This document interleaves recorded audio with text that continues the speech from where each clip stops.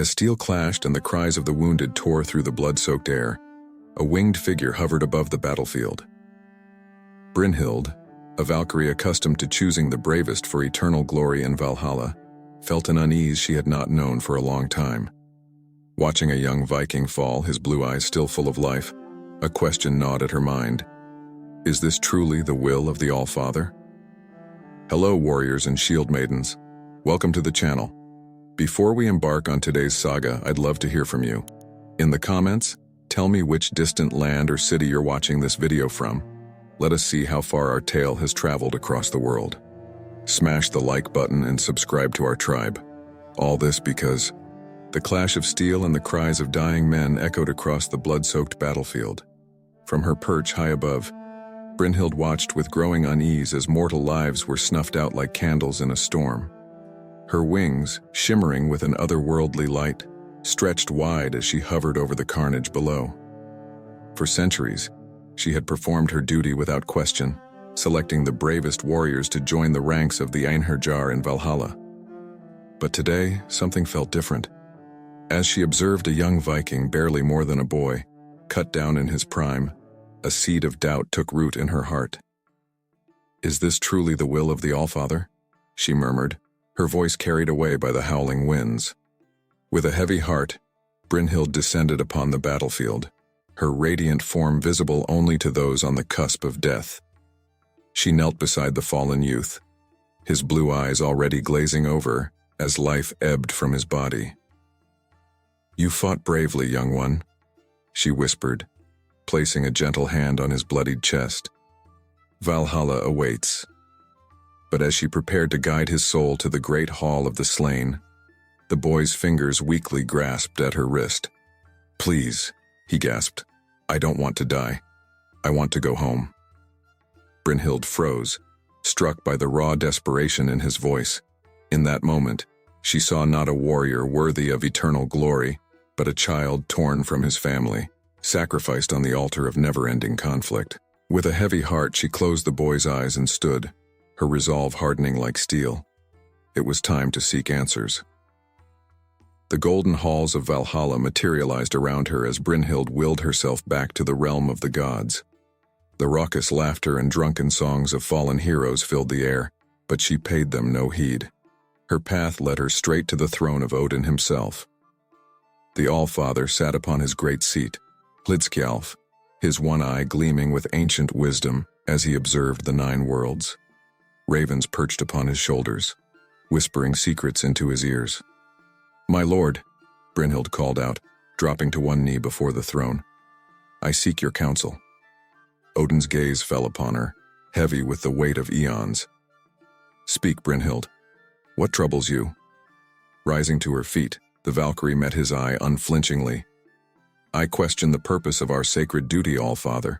Why must we perpetuate this cycle of violence and death among mortals? A hush fell over the hall as nearby Einherjar turned to watch the exchange. Odin's brow furrowed, his voice low and dangerous. You dare question the natural order, Brynhild? War is the forge that shapes the greatest of heroes. It is through conflict that mortals prove their worth and earn their place among us. Brynhild stood her ground, even as she felt the suffocating pressure of Odin's power bearing down upon her. But at what cost, my lord? I have seen too many young lives cut short, too many dreams shattered. Surely there must be another way. Odin rose from his throne, his massive frame towering over the Valkyrie. You forget your place, daughter of the sky. It is not for you to question the will of the gods. Your duty is to obey, to gather the worthy for the final battle of Ragnarok. And what of those deemed unworthy? Brynhild pressed, her wings bristling with defiance.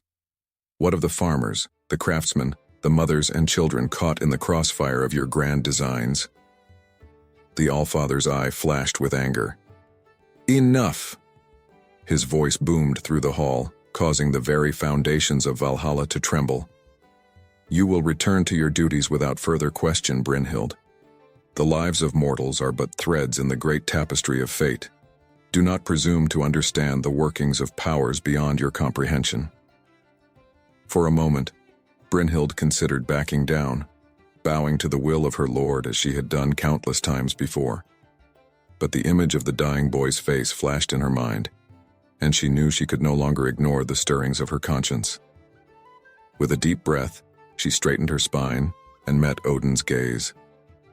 "I cannot, Allfather. Not until I understand for myself the true nature of mortal struggle." Before Odin could respond, Brynhild spread her wings and willed herself away from Valhalla. She reappeared on Midgard, the realm of mortals, her divine radiance hidden beneath a cloak of invisibility. The sun was setting over a fjord, painting the sky in hues of orange and purple. In the distance, she could see the smoke rising from a Viking village, the sounds of life carrying on the evening breeze. Brynhild closed her eyes, feeling the solid earth beneath her feet, the cool air on her skin. When she opened them again, she had taken on the appearance of a mortal woman, tall and fair, with golden hair braided down her back and eyes the color of storm clouds. As she made her way towards the village, a commotion near the docks caught her attention. A group of warriors was returning from a raid, their ships laden with plunder. At their head strode a man who immediately captured Brynhild's gaze. He was tall and broad-shouldered, with hair the color of wheat and eyes as blue as a summer sky. But it was not his physical appearance that drew her. It was the air of quiet nobility that surrounded him, the way his men looked to him with respect rather than fear. As Brynhild watched, the warrior knelt to speak with a young boy who had run to greet him. His gentle smile and kind words stood in stark contrast to the blood-stained axe at his belt. "Sigurd, welcome home." An older man with a graying beard clasped the warrior's forearm. "The raid was successful, I trust?" The one called Sigurd nodded, but there was a hint of weariness in his eyes. "Aye, Bjorn. We took what we needed and no more. There was no need for excessive bloodshed." Bjorn's bushy eyebrows rose. "No need? Since when does a Viking worry about spilling too much blood?" Sigurd's jaw tightened.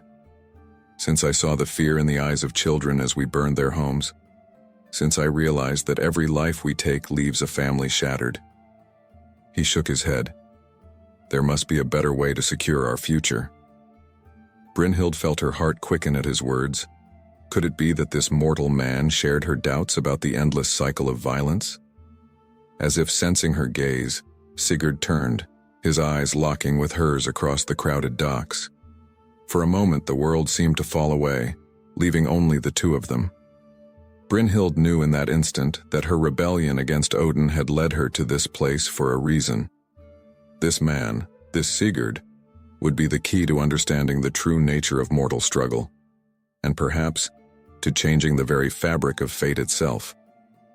With a deep breath, she stepped forward, ready to introduce herself and begin a journey that would shake the foundations of both mortal and divine realms. The longship creaked and groaned as it cut through the choppy waters of the fjord. At the prow stood Sigurd, his golden hair whipping in the wind, eyes fixed on the horizon. The weight of his quest hung heavy upon his shoulders, but his grip on the dragon-headed figurehead remained steady. "Land ho!" came the cry from the lookout, and Sigurd's heart quickened. This was it, the first step on his journey to face Fafnir, the dragon whose scales were said to be harder than the finest forged steel. As the ship ground against the pebbly shore, Sigurd leapt onto the beach, his boots sinking into the wet sand. He turned to help his men unload their supplies, his mind racing with plans and strategies. "Sigurd," a voice called out, and he turned to see a familiar face approaching. It was Brynhild, the mysterious woman he had met at the docks before setting out. Her presence both unsettled and intrigued him. "What are you doing here?" he asked, unable to keep the surprise from his voice. Brynhild's storm-gray eyes met his, unflinching. "I've come to offer my services as a guide. The path to Fafnir's lair is treacherous, filled with dangers both seen and unseen. You'll need someone who knows the way." Sigurd's second in command, a grizzled warrior named Gunnar, stepped forward with a scowl. "And how do we know we can trust you, woman? For all we know, you could be leading us into a trap." Brynhild turned her steady gaze on Gunnar, and for a moment, Sigurd could have sworn he saw a flash of otherworldly power in her eyes. "If I meant you harm, I could have struck long before now. I offer my knowledge freely, in service of Sigurd's quest." Sigurd studied her for a long moment, weighing his options. There was something about Brynhild that called to him, a sense of destiny he couldn't quite explain. Finally, he nodded. "Very well, we'll accept your guidance, Brynhild. But know this, if you betray us, my axe will be the last thing you see." A small smile played at the corners of Brynhild's lips. "Understood, my lord. Shall we begin?" As the group set out, Sigurd couldn't help but notice the grace with which Brynhild moved through the rugged terrain. She seemed to float over obstacles that left his men cursing and stumbling. More than once, he caught himself staring, only to quickly avert his gaze when she glanced his way. They had been traveling for several days when they reached the edge of a vast, dark forest. The trees loomed before them, their gnarled branches reaching out like grasping fingers. "We must pass through here," Brynhild announced, her voice tinged with caution. "But be warned, these woods are home to fierce berserkers, warriors driven mad by battle lust." Gunnar spat on the ground. "Berserkers? Bah, we've faced worse in our raids." Sigurd held up a hand to silence him. "We'll proceed with caution. Brynhild, lead the way." As they ventured deeper into the forest, an eerie silence fell over the group. The very air seemed thick with menace, and Sigurd found his hand straying constantly to the hilt of his sword. Suddenly, a blood-curdling howl split the air. Before Sigurd could even shout a warning, massive shapes burst from the underbrush, eyes wild and frothing at the mouth. "Berserkers!" Gunnar roared, swinging his axe in a deadly arc. The forest erupted into chaos. Sigurd found himself face to face with a berserker twice his size, the man's eyes rolling in their sockets as he swung a massive warhammer. Time seemed to slow as Sigurd's battle instincts took over. He ducked under the first swing, feeling the air whoosh past his ear. In one fluid motion, he brought his sword up, catching the berserker across the chest. But these were no ordinary foes. Despite the grievous wound, the berserker kept coming, driven by an inhuman rage. Sigurd barely managed to parry the next blow, the force of it sending shockwaves up his arm. Out of the corner of his eye, he saw Brynhild fighting with a skill that belied her slender frame. Her movements were a blur, her fists and feet connecting with devastating precision. For a moment, Sigurd could have sworn he saw a shimmer of light around her, like the ghostly outline of wings. The battle raged on, a desperate struggle for survival. Sigurd's men fought bravely, but the berserkers' frenzied attacks were taking their toll. Just as it seemed they might be overwhelmed, Sigurd heard Brynhild cry out in a language he didn't recognize. A blinding light erupted from her outstretched hands, washing over the battlefield. The berserkers stumbled, momentarily stunned by the supernatural display. Seizing the opportunity, Sigurd rallied his men. Now, strike while they're dazed. With renewed vigor, they pressed their attack. Sigurd's sword sang as it cleaved through flesh and bone, each stroke a death sentence for his foes. At last, the final berserker fell, and an eerie quiet descended upon the blood-soaked clearing. Panting heavily, Sigurd turned to Brynhild. What was that? That light?" For the first time since he'd met her, Brynhild looked uncertain. "A trick I learned long ago," she said evasively. "Nothing more." Sigurd knew there was more to it than that, but the exhaustion of battle was settling into his bones. "We'll make camp here for the night," he announced to his weary men. "Set a double watch. I don't want any more surprises." As the others busied themselves with setting up camp, Sigurd drew Brynhild aside. "I owe you my thanks," he said quietly. "Without your trick, we might not have survived this day." Brynhild met his gaze, and Sigurd felt a jolt of something he couldn't quite name. "You owe me nothing, Sigurd. Your own skill in battle is formidable. I've seldom seen its equal." A compliment from her, Sigurd realized, meant more to him than 1,000 praises from his men. He opened his mouth to respond, but found himself at a loss for words. The moment stretched between them, charged with unspoken emotions. Finally, Brynhild broke the silence. "You should rest. Tomorrow's journey will be no less perilous." As she turned to go, Sigurd caught her arm. "Brynhild," he said, his voice low. "There's more to you than meets the eye, isn't there? Who are you really?" For a heartbeat, he thought he saw a flicker of vulnerability in her eyes. But then it was gone, replaced by her usual enigmatic smile. "I am simply someone who believes in your quest, Sigurd. Isn't that enough?" With that, she slipped from his grasp and disappeared into the shadows of the camp, leaving Sigurd to ponder the growing mystery and his growing feelings surrounding their otherworldly guide. As he settled onto his bedroll that night, Sigurd's dreams were filled with visions of shimmering wings and storm-gray eyes. The path to Fafnir's lair stretched out before him, fraught with danger and uncertainty. But with Brynhild by his side, Sigurd felt a spark of hope ignite in his chest. The looming silhouette of Fafnir's mountain cast long shadows across the desolate landscape as Sigurd and Brynhild approached. The air grew thicker with each step, heavy with the stench of sulfur and decay. Sigurd's hand rested on the hilt of his sword, his eyes constantly scanning for danger. "We're close now," Brynhild murmured, her voice barely audible above the howling wind. "The dragon's lair lies just beyond that ridge." Sigurd nodded grimly. "And what of your vaunted traps and illusions?" "I see nothing but rock and shadow." A wry smile played at the corners of Brynhild's lips. "That, Sigurd, is precisely what makes them so dangerous." No sooner had the words left her mouth than the ground beneath their feet began to shift. Sigurd stumbled, nearly losing his footing as the rocky path seemed to undulate like waves on the sea. "What sorcery is this?" he growled, struggling to maintain his balance. Brynhild's hand shot out, steadying him.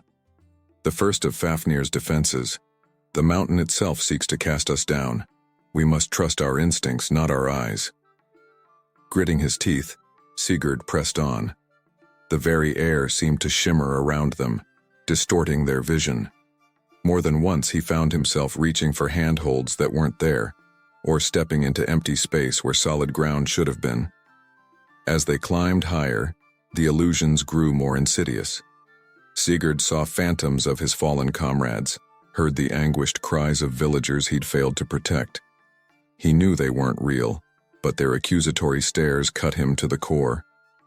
"Do not let them sway you," Brynhild's voice cut through the cacophony of guilt.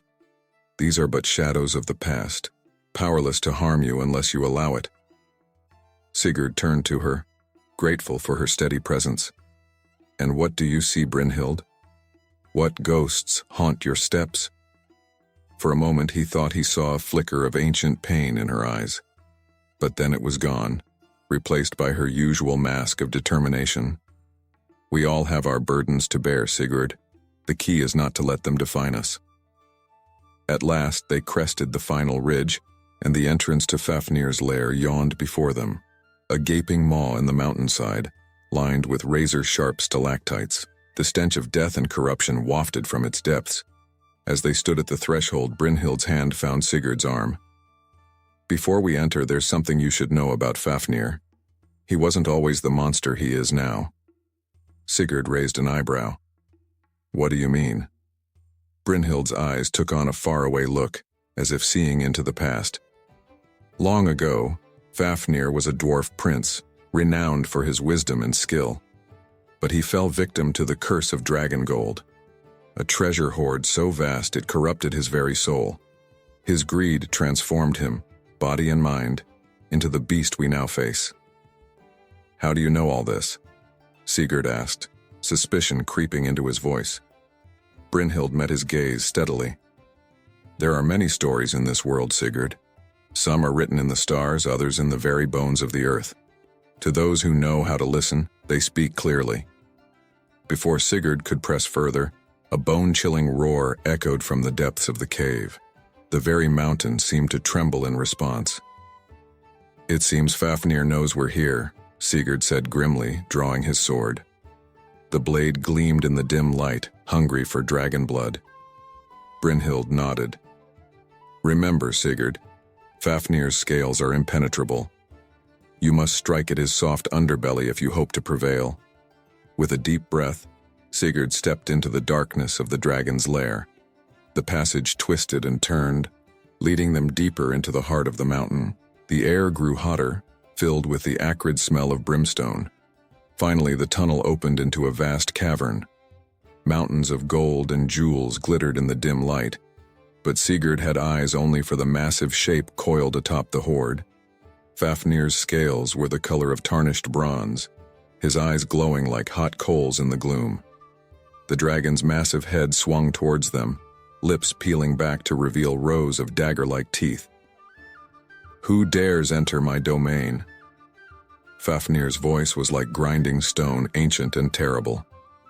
Sigurd stepped forward, his sword held high. "I am Sigurd, son of Sigmund, and I have come to end your reign of terror."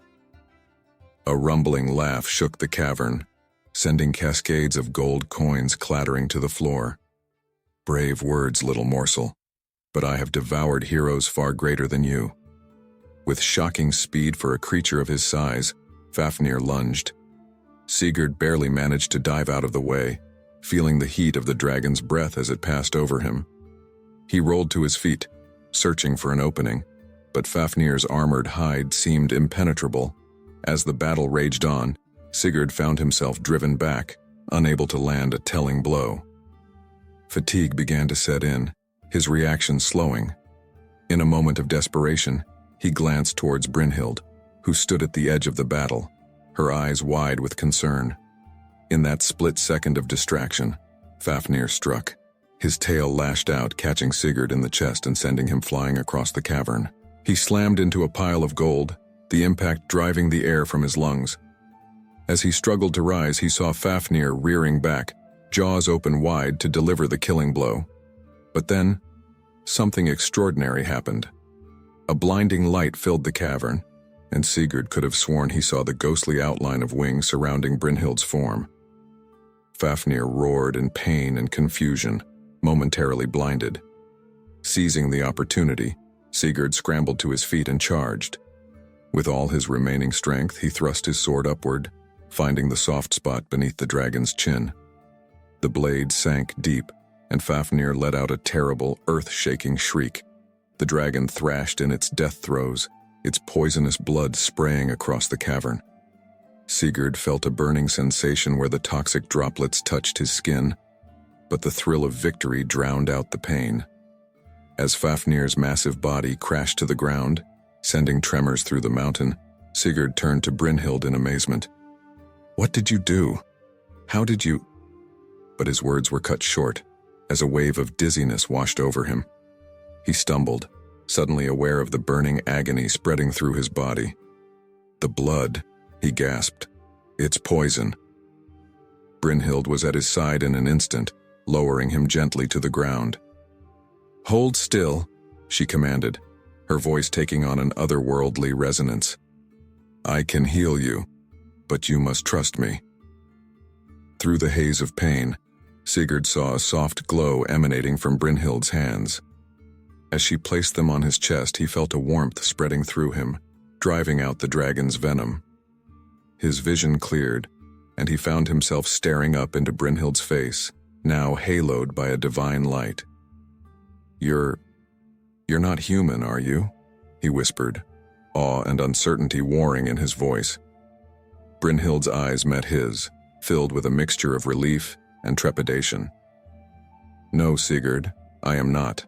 I am a Valkyrie, a chooser of the slain. I was sent to watch over you, but—" She hesitated, vulnerability creeping into her expression. "I have come to care for you in ways I never expected." Sigurd's mind reeled with the implications of her words. A Valkyrie, here by his side? It seemed impossible, and yet, as he looked at her, he knew it to be true. He reached up, his hand cupping her cheek. "Brynhild, But before he could finish, the cavern around them began to shake violently. The dragon's death had destabilized the mountain, and now it was coming down around them. "We must go," Brynhild said urgently, helping Sigurd to his feet. This place will be your tomb if we linger." As they raced for the exit, dodging falling rocks and leaping over chasms that opened in the floor, Sigurd's mind whirled with questions. What did Brynhild's true nature mean for their quest, for the growing feelings between them? And what consequences would they face for defying the natural order? But for now, survival was all that mattered. They burst out of the mountain just as it collapsed behind them, sealing Fafnir's lair and all its treasures forever. As the dust settled, Sigurd turned to Brynhild, seeing her now with new eyes. "I think," he said slowly, "we have much to discuss." Brynhild nodded, her expression a mixture of apprehension and hope. "Yes, Sigurd, we do indeed." As they made their way down the mountain, the weight of unspoken words hung between them. The dragon was slain, but their greatest challenge, and perhaps their greatest adventure, was only just beginning. The golden halls of Valhalla echoed with the clash of spectral swords and the raucous laughter of fallen warriors. But in the heart of Asgard, a storm was brewing. Odin, the All-Father, sat upon his great throne, his single eye blazing with fury as he gazed into Midgard through the swirling mists of Yggdrasil. "Betrayal," he growled, his voice like distant thunder. "Brynhild has forsaken her sacred duty." At his feet, Hugin and Munin, his ravens of thought and memory, cawed ominously. The Valkyries gathered before him shifted uneasily, their wings rustling in the tense silence. Odin's gaze swept over them. "Who among you will bring the traitor back to face justice?" For a moment, none dared speak. Then, a tall Valkyrie with hair like spun silver stepped forward. "I will, All-Father. I, Sigrun, will return Brynhild to Asgard." Odin nodded grimly. "Go then. Take whatever forces you need. But know this, failure is not an option." As Sigrun and her chosen sisters departed, their wings cutting through the air like blades, Odin turned his eye once more to Midgard. "Oh, Brynhild," he murmured, a note of regret coloring his anger. "What have you done?" On the mortal plain, Brynhild and Sigurd stood on a windswept cliff, the salty spray of the sea stinging their faces. The weight of Brynhild's confession hung heavy between them. "A Valkyrie," Sigurd said, shaking his head in disbelief. "All this time I've been traveling with a daughter of Odin himself." Brynhild's storm-gray eyes met his, filled with a mixture of defiance and vulnerability. "I am who I have always been, Sigurd. My nature does not change who I am at my core." Sigurd paced, his hand running through his wind-tousled hair. "But why? Why abandon your duty, your place in Asgard? And for what? To help a mortal on a fool's errand? Is that all you think this has been?" Brynhild's voice was soft, but there was steel beneath it. "A fool's errand?" Sigurd stopped, turning to face her. "No," he admitted. "No, it has been far more than that. But Brynhild, don't you see? This changes everything. Odin himself will be hunting you now." As if in answer to his words, a distant screech split the air. Brynhild's head snapped up, her eyes widening in alarm. "They're coming," she whispered. "Who?" Sigurd demanded. But even as he spoke, he saw them. Winged figures on the horizon, closing fast. Brynhild grabbed his arm. "We have to go. Now." They raced down the cliff path towards the small fishing village below. The sky darkened ominously, clouds roiling as if in response to the divine drama unfolding. As they reached the docks, Sigurd commandeered a sturdy longship. "Cast off," he bellowed to the startled fishermen. "Your lives depend on it." The ship had barely cleared the harbor when the first lightning bolt struck the water nearby, sending up a geyser of steam. Sigurd looked back to see the Valkyries descending, their faces twisted with righteous fury. "Brynhild," Sigrun's voice carried over the growing storm. "Return with us now, and the All-Father may yet show mercy." Brynhild stood at the stern, her hair whipping in the gale. "There can be no mercy for what I've done, Sigrun. No turning back." With a cry of frustration, Sigrun dove towards the ship, Sigurd raised his shield just in time to deflect her spear, the impact nearly knocking him overboard. The sea churned beneath them, waves threatening to swamp the vessel. Brynhild raised her arms, and for a moment, Sigurd saw her as she truly was, radiant and terrible, a being of divine power. A blast of pure energy erupted from her hands, driving the attacking Valkyries back. "Row!" she shouted to the terrified crew. "Row for your lives!" For hours they battled against the storm and their pursuers. Sigurd's arms ached from rowing, his skin raw from the lashing rain. But slowly, gradually, the sounds of pursuit faded, swallowed by the howling wind. As dawn broke, they found themselves approaching a familiar coastline. Sigurd's heart leapt with hope. "I know this place," he said. "My old friend Gudrun lives in a village near here. She'll give us shelter." Brynhild nodded wearily, the toll of her exertions evident in the slump of her shoulders. "Lead on then. We could use a friendly face." They beached the ship on a secluded cove and made their way inland. As they crested a hill, they saw a cluster of buildings nestled in a protected valley. A tall woman with fiery red hair was the first to spot them. Her eyes widened in recognition. "Sigurd?" she called out. "By the gods, is that you?" Sigurd managed a weary smile. "Gudrun, it's good to see you, old friend." Gudrun rushed to embrace him, then stepped back, her keen eyes taking in his battered state and the equally exhausted Brynhild. "You look like you've been through hell itself. Come, both of you. You need food and rest." As they followed Gudrun to her hall, Sigurd failed to notice the way her gaze lingered on him, or the flicker of something darker when she looked at Brynhild. That night, as Sigurd lay on a bed of furs, sleep finally overtook him. But his rest was far from peaceful. In his dreams, he found himself standing in a great hall, its walls adorned with gleaming weapons and the heads of fearsome beasts. Before him sat Odin himself, terrible and majestic upon his throne. "Sigurd, son of Sigmund," the Allfather's voice resonated through Sigurd's very being. "You stand at a crossroads." Sigurd fell to one knee, overwhelmed by the god's presence. "What would you have of me, Lord Odin?" Odin leaned forward, his single eye piercing Sigurd's soul. "Bring Brynhild back to Asgard. Do this, and I shall grant you glory beyond your wildest dreams. You will be a king among men, your name remembered for 1,000 generations." Sigurd's heart raced. Everything he had ever wanted offered freely by the king of the gods himself.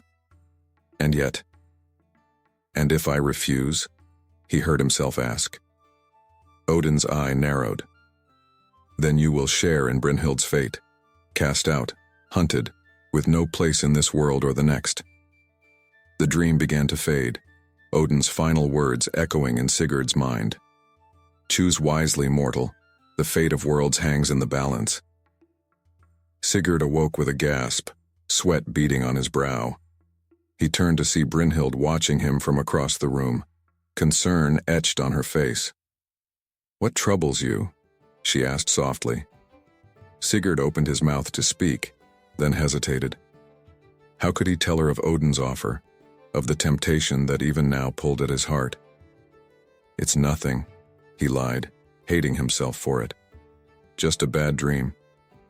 Brynhild's eyes searched his face, and for a moment, Sigurd feared she could see right through him, but she simply nodded, turning away to gaze out the window at the pre-dawn sky. As Sigurd watched her, bathed in the soft light of approaching day, he felt the weight of his choice pressing down upon him. Glory and power beyond imagining, or a life on the run with a fallen Valkyrie who had risked everything for him. In the corner, unnoticed by either of them, Gudrun stood in the shadows. Her eyes flicked between Sigurd and Brynhild, a plan already forming in her mind. If Sigurd would not be hers willingly, perhaps fate, and the will of the gods, could be persuaded to intervene. Outside, the first rays of sun broke over the horizon. A new day dawned, pregnant with possibility and peril. The game of gods and mortals had begun in earnest, and none could say where it would end. The early morning mist clung to the fjord like a shroud, obscuring the longships moored at the docks. Sigurd stood at the water's edge, his mind as turbulent as the churning sea before him. Odin's offer echoed in his thoughts, a siren song of glory and power that refused to be silenced. "You seem troubled, old friend," came a voice from behind him. Sigurd turned to see Gudrun approaching, her fiery hair a stark contrast to the gray morning. He managed a weak smile. "Just thinking about the path that led me here." Gudrun's eyes narrowed slightly. "And where that path might lead next?" She moved closer, her voice dropping to a conspiratorial whisper. "Sigurd, there's something you should know about your companion." Sigurd felt a prickle of unease. "What do you mean?" "I've heard tales," Gudrun said, her eyes never leaving his face, "of Valkyries who walk among us. Choosers of the slain, they're called. They decide who lives and who dies on the battlefield." The words hit Sigurd like a physical blow. He had known Brynhild was a Valkyrie, but hearing her role described so bluntly made his stomach churn. Gudrun pressed on, sensing his discomfort. "Think about it, Sigurd. How many brave warriors has she condemned to death? How many families torn apart by her choices?" "Enough," Sigurd growled, but the seed of doubt had been planted. As if summoned by their conversation, Brynhild appeared at the top of the hill, her golden hair catching the first rays of sunlight. Sigurd's heart clenched at the sight of her, a mixture of longing and newfound wariness. Gudrun touched his arm lightly. "Just be careful, Sigurd. The gods play games beyond our understanding." With that, she turned and walked away, leaving Sigurd alone with his tumultuous thoughts. Brynhild approached, her smile fading as she saw the troubled look on Sigurd's face. "What's wrong?" Sigurd took a deep breath, steeling himself. "We need to talk, Brynhild, about your past, about what it means to be a Valkyrie." The color drained from Brynhild's face, but she nodded. "I suppose we do." They walked in silence along the shore, the rhythmic crash of waves providing a somber backdrop to their conversation. Finally, Sigurd spoke. "Is it true that you chose who lived and died in battle?" Brynhild's eyes met his, unflinching. "Yes. It was my duty, given to me by Odin himself." "And how did you choose?" Sigurd demanded, unable to keep the edge from his voice. "What gave you the right to decide a warrior's fate?" "It wasn't about right, Sigurd," Brynhild said softly. "It was about necessity. The Einarjar must be gathered for Ragnarok. Without the Valkyries, the final battle would be lost before it began." Sigurd ran a hand through his hair in frustration. "But don't you see? Each warrior you chose, each life you ended, they had families, loved ones, dreams and hopes snuffed out by your decision." Brynhild's eyes flashed with a mixture of pain and defiance. "Do you think I don't know that? Do you think I took joy in my task?" Her voice broke slightly. "I have carried the weight of every soul I've chosen for centuries, Sigurd. It is a burden I would not wish on anyone." Sigurd felt his anger deflate, replaced by a deep sadness. I don't know how to reconcile the Brynhild I've come to care for with this harbinger of death." "I am both," Brynhild said simply. "I cannot change my past, Sigurd, but I chose to leave that life behind. For you, for us." The raw honesty in her voice struck Sigurd to his core. He opened his mouth to respond, but was cut off by the sudden blare of a war horn. They both whirled to see a fleet of longships emerging from the mist, their dragon-headed prows cutting through the waves with deadly purpose. "Raiders!" Sigurd shouted, already running towards the village. Brynhild was right beside him, her previous vulnerability replaced by the steel of a warrior born. As they reached the central square, they found Gudrun already rallying the villagers. "To arms!" she cried, her voice carrying over the panic. "Defend your homes!" Sigurd quickly took charge, organizing the defenders into groups. "Archers on the walls! Spearmen, form a shield wall at the gate!" As the first wave of attackers hit the beach, Sigurd found himself fighting side by side with Brynhild and Gudrun. The three of them moved as one, a whirlwind of blade and shield that sent raiders reeling. But the attackers were many, and the village defenders few. Slowly but surely they were being pushed back. Sigurd watched in horror as a group of raiders broke through the line, heading straight for a cluster of terrified children. "No!" he roared, but he was too far away, too entangled in his own battle to reach them in time. Suddenly, the air around Brynhild began to shimmer.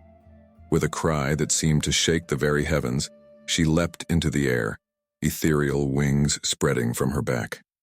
Light poured from her hands, blasting the raiders away from the children. The battlefield fell silent for a moment. All eyes turned to the radiant figure hovering above them. Then, with renewed vigor, the villagers pressed their attack, driving the stunned raiders back towards the sea. As the last of the enemy fled, Sigurd turned to see Brynhild sinking to her knees, the glow fading from her skin. He rushed to her side, cradling her in his arms. "Why?" he asked, his voice hoarse.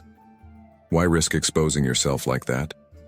Brynhild's eyes met his, a tired smile on her lips. "Because it was right.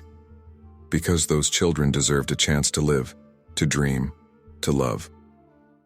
Her hand reached up to touch his cheek. "Just as you taught me the value of every life, Sigurd." In that moment, all of Sigurd's doubts and fears melted away. He saw Brynhild not as a Valkyrie or a goddess, but as a woman who had chosen love over duty, compassion over cold judgment. "I'm sorry," he whispered, pressing his forehead to hers, "for doubting you, for letting fear cloud my heart." "Sigurd!" Gudrun's sharp voice cut through the moment. She stood a few paces away, her face a mask of conflicting emotions. "The village is secure, but there's something you need to see." As they followed Gudrun to the edge of the village, Sigurd's blood ran cold. There, etched into the trunk of an ancient oak, was a rune he knew all too well: Odin's mark. "He's coming," Brynhild breathed, her hand tightening on Sigurd's arm. "The All-Father himself." Sigurd squared his shoulders, his decision made. Whatever trials lay ahead, whatever wrath Odin might bring down upon them, he would face it with Brynhild by his side. For in her, he had found something worth more than all the glory in Asgard, a love that defied the very will of the gods. As the sun set over the blood-soaked beach, casting long shadows across the land, Sigurd, Brynhild, and Gudrun stood together, united by battle but divided by the unseen currents of fate. The air crackled with tension as Sigurd, Brynhild, and Gudrun huddled around the flickering hearthfire.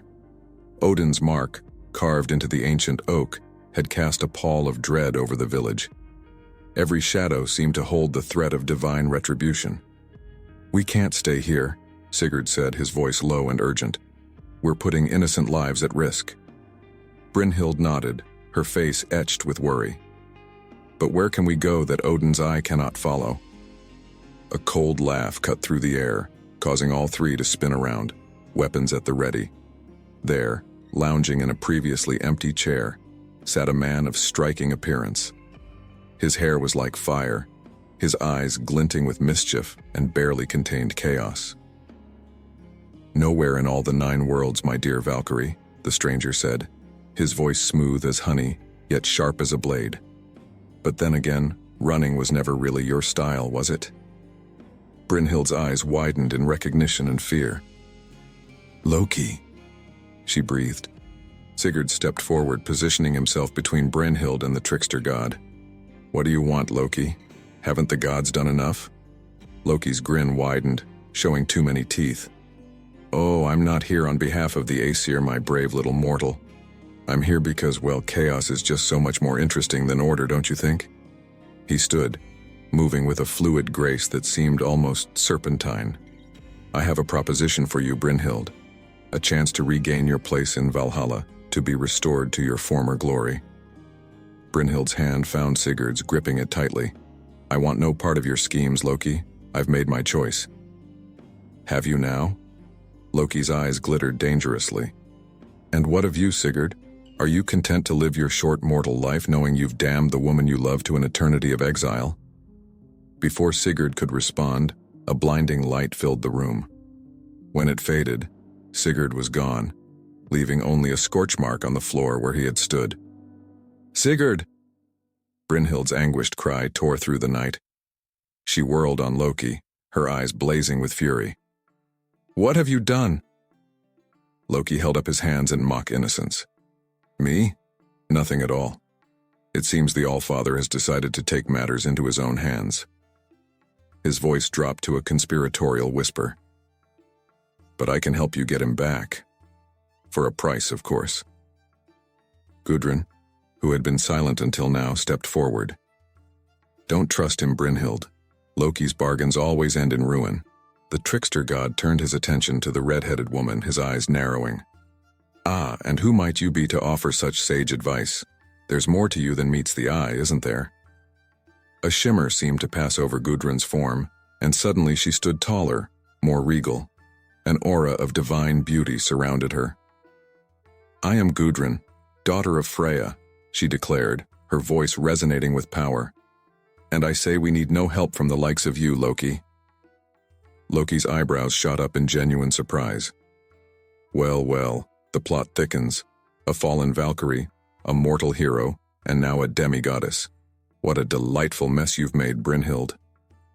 Brynhild's mind raced. Sigurd was gone, taken by Odin himself. Every instinct screamed at her to act, to storm the gates of Asgard if need be. But could she trust Loki? Could she risk Sigurd's life on the word of the trickster? What's your offer? She asked, ignoring Gudrun's look of alarm. Loki's smile was a knife in the dark. Simple. I help you break into Asgard and rescue your beloved. In return, you owe me a favor, to be collected at a time of my choosing. Brynhild, no, Gudrun warned. The price will be higher than you can imagine. But Brynhild's eyes never left Loki's. And if I refuse? The trickster god shrugged. Then you're welcome to try storming Asgard on your own. I'm sure that will end well for all involved. Brynhild closed her eyes, feeling the weight of worlds pressing down upon her. When she opened them again, there was steel in her gaze. I accept your terms, Loki. Now tell me how to save Sigurd. Loki clapped his hands together in delight. Excellent. Oh, this will be fun. Now listen closely. The path to Asgard is perilous, but I know a back door, so to speak. As Loki laid out his plan, Brynhild felt a mix of hope and dread rising within her. She was committing herself to a course that could very well end in the destruction of everything she held dear. But for Sigurd, she would risk it all. Gudrun listened intently, her face a mask of concern. This is madness, she said when Loki had finished. We cannot hope to succeed against the full might of Asgard. We? Brynhild asked, surprised. Gudrun's chin lifted defiantly. You didn't think I'd let you face this alone, did you? Sigurd is my friend too, and besides, she added with a wry smile, someone needs to keep an eye on you two troublemakers. Loki rubbed his hands together gleefully. Oh, this is better than I could have hoped. A Valkyrie, a demigoddess, and little old me, off to beard the lion in his den. The skalds will sing of this for ages, assuming we survive, of course. As the trio made their final preparations, Brynhild's thoughts turned to Sigurd. She could almost feel him, a presence just beyond her reach. Hold on, my love, she whispered. I'm coming for you. The journey to Asgard was a blur of shadow and starlight. Loki led them along hidden paths, through twisting tunnels that seemed to defy the laws of nature. More than once, Brynhild was certain they were lost, only for a new wonder to appear before them. Finally, they emerged onto a narrow bridge of rainbow light, the Bifrost, the gateway to Asgard itself. In the distance, golden spires pierced the heavens, a sight so beautiful it made Brynhild's heart ache with remembered longing. Now comes the tricky part, Loki whispered, his eyes gleaming with anticipation. We need to get past Heimdall, the all-seeing guardian. Gudrun stepped forward, her divine aura flaring. Leave that to me. I may not be as powerful as my mother, but I know a thing or two about clouding men's minds. As Gudrun worked her magic, creating a veil of illusion around them, Brynhild turned to Loki. Why are you really doing this? She asked. What do you hope to gain? Loki's smile was enigmatic. Perhaps I simply enjoy a good story. Or perhaps I have my own quarrel with the All-Father. Does it matter so long as you get what you want? Before Brynhild could press further, Gudrun returned. It's done. Heimdall sees only what we wish him to see. But we must hurry. The illusion won't last long. They raced across the Bifrost, their feet barely touching the shimmering surface. As they entered the Golden City, Brynhild felt a surge of conflicting emotions. This had been her home for centuries, and part of her still yearned for the glory of Valhalla. But then she thought of Sigurd, of the love they shared, and her resolve hardened. Where would Odin be keeping him? Gudrun asked, her eyes darting nervously from building to building. Loki pointed to a massive structure at the heart of the city. Where else? In the great hall of Valhalla itself. Odin does so love his dramatic gestures. As they approached the towering doors of Valhalla, Brynhild felt a presence she hadn't sensed in what seemed like lifetimes. She turned to see a group of Valkyries, her former sisters, watching them with expressions of shock and betrayal. "Brynhild!" one of them called out, her voice a mixture of anger and sorrow.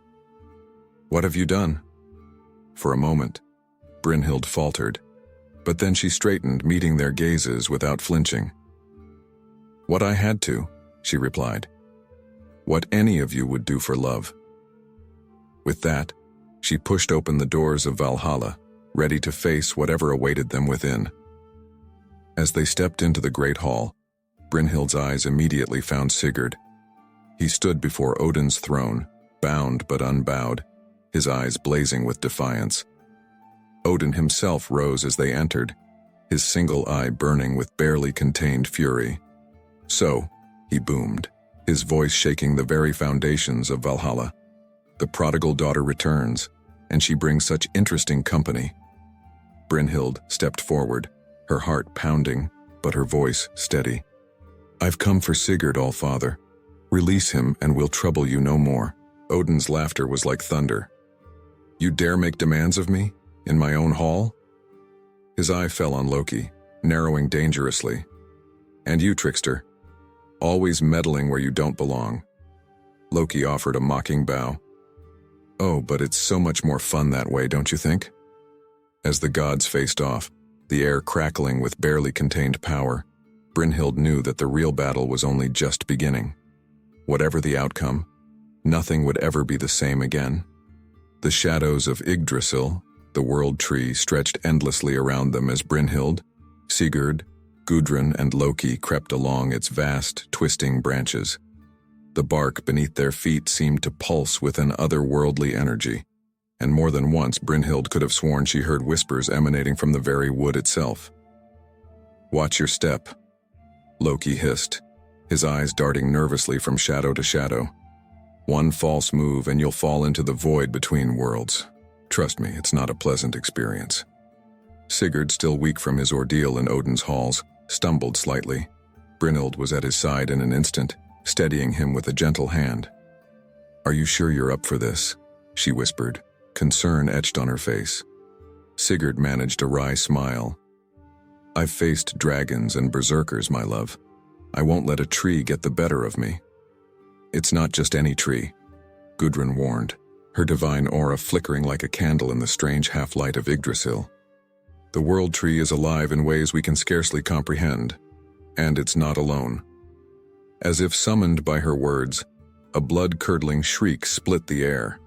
From the depths of the foliage emerged a creature of nightmare, part eagle, part lion, with eyes that glowed like burning coals. "Vidupnir," Loki breathed, a note of genuine fear in his voice. "The guardian of Yggdrasil's upper branches. I had hoped to avoid him." The beast's gaze locked onto the group, and it let out another ear-splitting cry before launching itself towards them with terrifying speed. "Scatter!" Brynhild shouted, pushing Sigurd to one side as she dove in the other direction. Gudrun raised her hands, summoning a shield of shimmering energy that the creature bounced off of, screeching in fury. Loki, meanwhile, had seemingly vanished into thin air. "Coward!" Sigurd growled, drawing his sword despite his weakened state. "He's abandoned us." But Brynhild had no time to worry about the trickster god's whereabouts.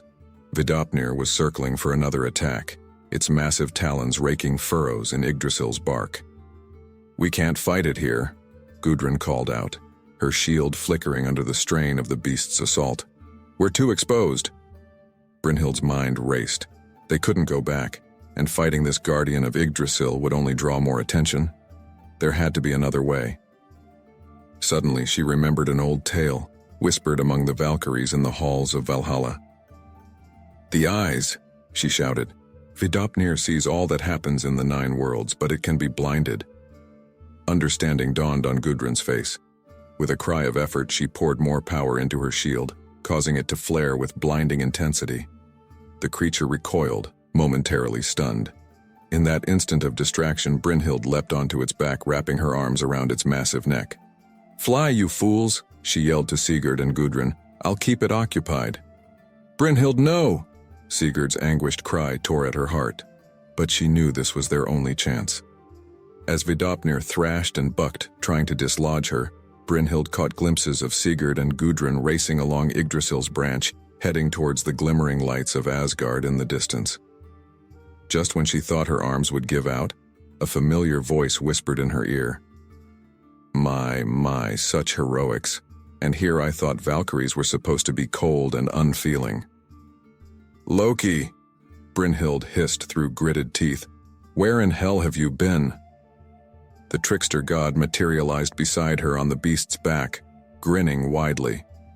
"Oh, here and there. Mostly setting up the next act of our little drama. Now, shall we bid our feathered friend farewell?" Before Brynhild could respond, Loki snapped his fingers. The air around them shimmered, and suddenly they were falling through empty space. Brynhild's stomach lurched as they plummeted between the branches of Yggdrasil, the roars of Vidopnir fading into the distance. Heimdall's sword flashed like lightning as he parried Sigurd's attacks, while Gudrun's magic splashed harmlessly off his golden armor. "Heimdall!" Brynhild called out as she landed. "Stand down! We mean Asgard no harm!" The Guardian's all-seeing eyes fixed upon her, filled with sadness and determination. "Brynhild, once you were counted among Asgard's greatest defenders. Now you come as an invader, in the company of Loki no less. I cannot let you pass." "Please," Brynhild pleaded, even as she positioned herself between Heimdall and her companions. "This is all a misunderstanding. We seek only to right a wrong to—" Her words were cut short as Heimdall's sword swept towards her in a deadly arc. Brynhild barely managed to duck beneath the blow, feeling the wind of its passage ruffle her hair. "So be it," she muttered, drawing her own blade.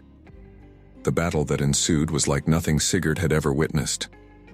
Brynhild and Heimdall moved faster than mortal eyes could follow, their weapons clashing with the force of thunderbolts. The very bifrost beneath their feet trembled with each impact. Gudrun pulled Sigurd back, her face pale with exertion. "We can't win this fight," she panted. "Heimdall is too powerful, too ancient. We need another way." Sigurd's mind raced, remembering the tales he'd heard of Asgard and its guardians. Suddenly, an idea struck him. "Heimdall's horn," he exclaimed. "The Gjallar horn. If we could get our hands on it, we might be able to negotiate." Gudrun's eyes widened in understanding. "Of course, the horn that will signal the coming of Ragnarok. Heimdall would do anything to protect it." As Brynhild and Heimdall continued their titanic struggle, Sigurd and Gudrun crept around the periphery of the battle. The legendary horn hung at Heimdall's side, its golden surface gleaming in the ethereal light of the Bifrost.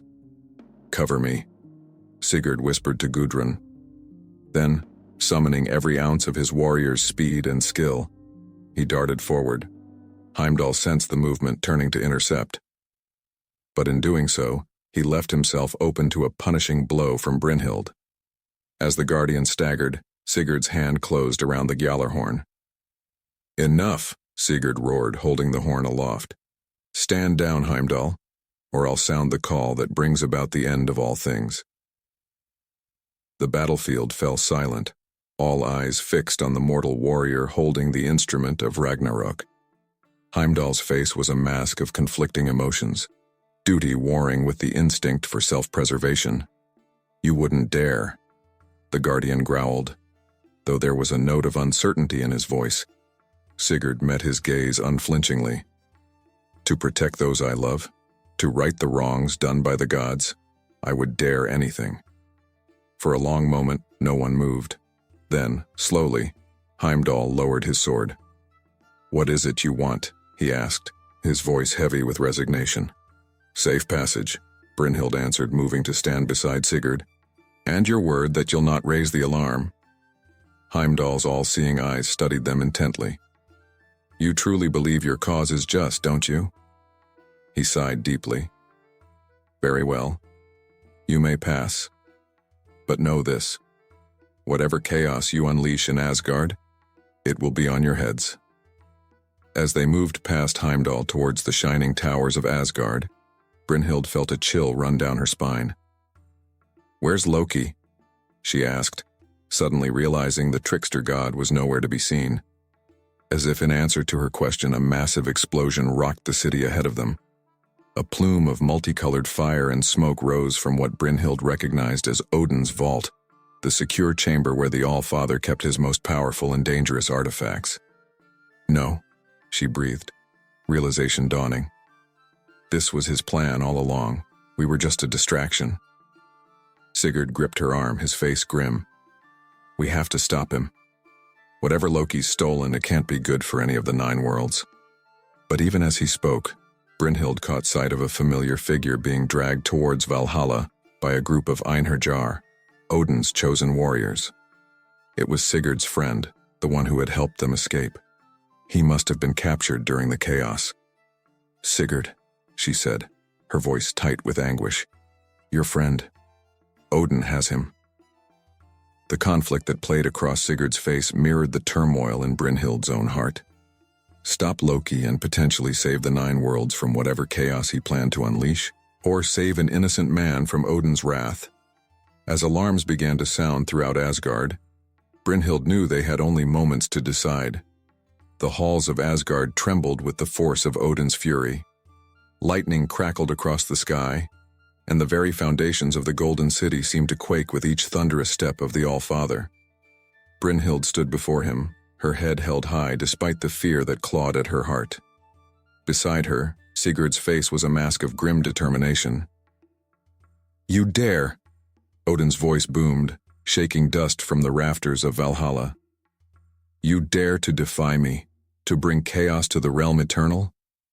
Brynhild met his gaze unflinchingly. "I chose love, All-Father. A concept you seem to have forgotten in your lust for power and control."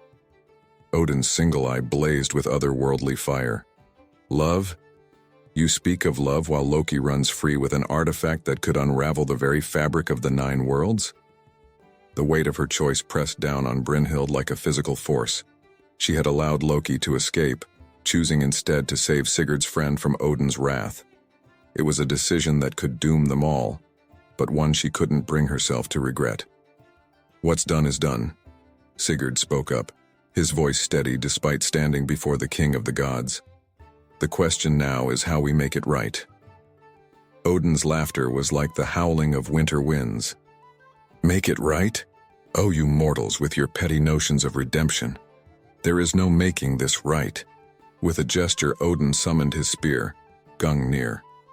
The weapon hummed with barely contained power as he leveled it at Brynhild. "You were my chosen, Brynhild, my Valkyrie, and you have spurned that gift for the fleeting life of a mortal." Odin's voice dropped to a dangerous whisper. "So be it. Let mortality be your reward and your punishment." Before anyone could react, a bolt of energy erupted from Gungnir, engulfing Brynhild in searing light. She screamed, a sound of agony and loss that tore at Sigurd's very soul. When the light faded, Brynhild collapsed to her knees, gasping. "What have you done?" Sigurd demanded, cradling Brynhild in his arms. Odin's face was a mask of cold judgment. "I have stripped her of her immortality, of her power as a Valkyrie. She wanted to be mortal. Now she shall have her wish." Brynhild looked up at Sigurd, her eyes wide with shock and a new vulnerability. I can feel it. The weight of years, the fragility of flesh. Is this what it means to be truly mortal?" Before Sigurd could respond, the ground beneath their feet began to tremble. From outside Valhalla came the sounds of panic and destruction. Gudrun burst into the hall, her face pale with fear. "My lord Odin, Midgard is in chaos. The barriers between worlds are weakening. Monsters and nightmares are pouring through rifts in reality." Odin's eye narrowed. "So, Loki's mischief bears fruit already. Faster than I had feared." He turned his baleful gaze back to Brynhild and Sigurd.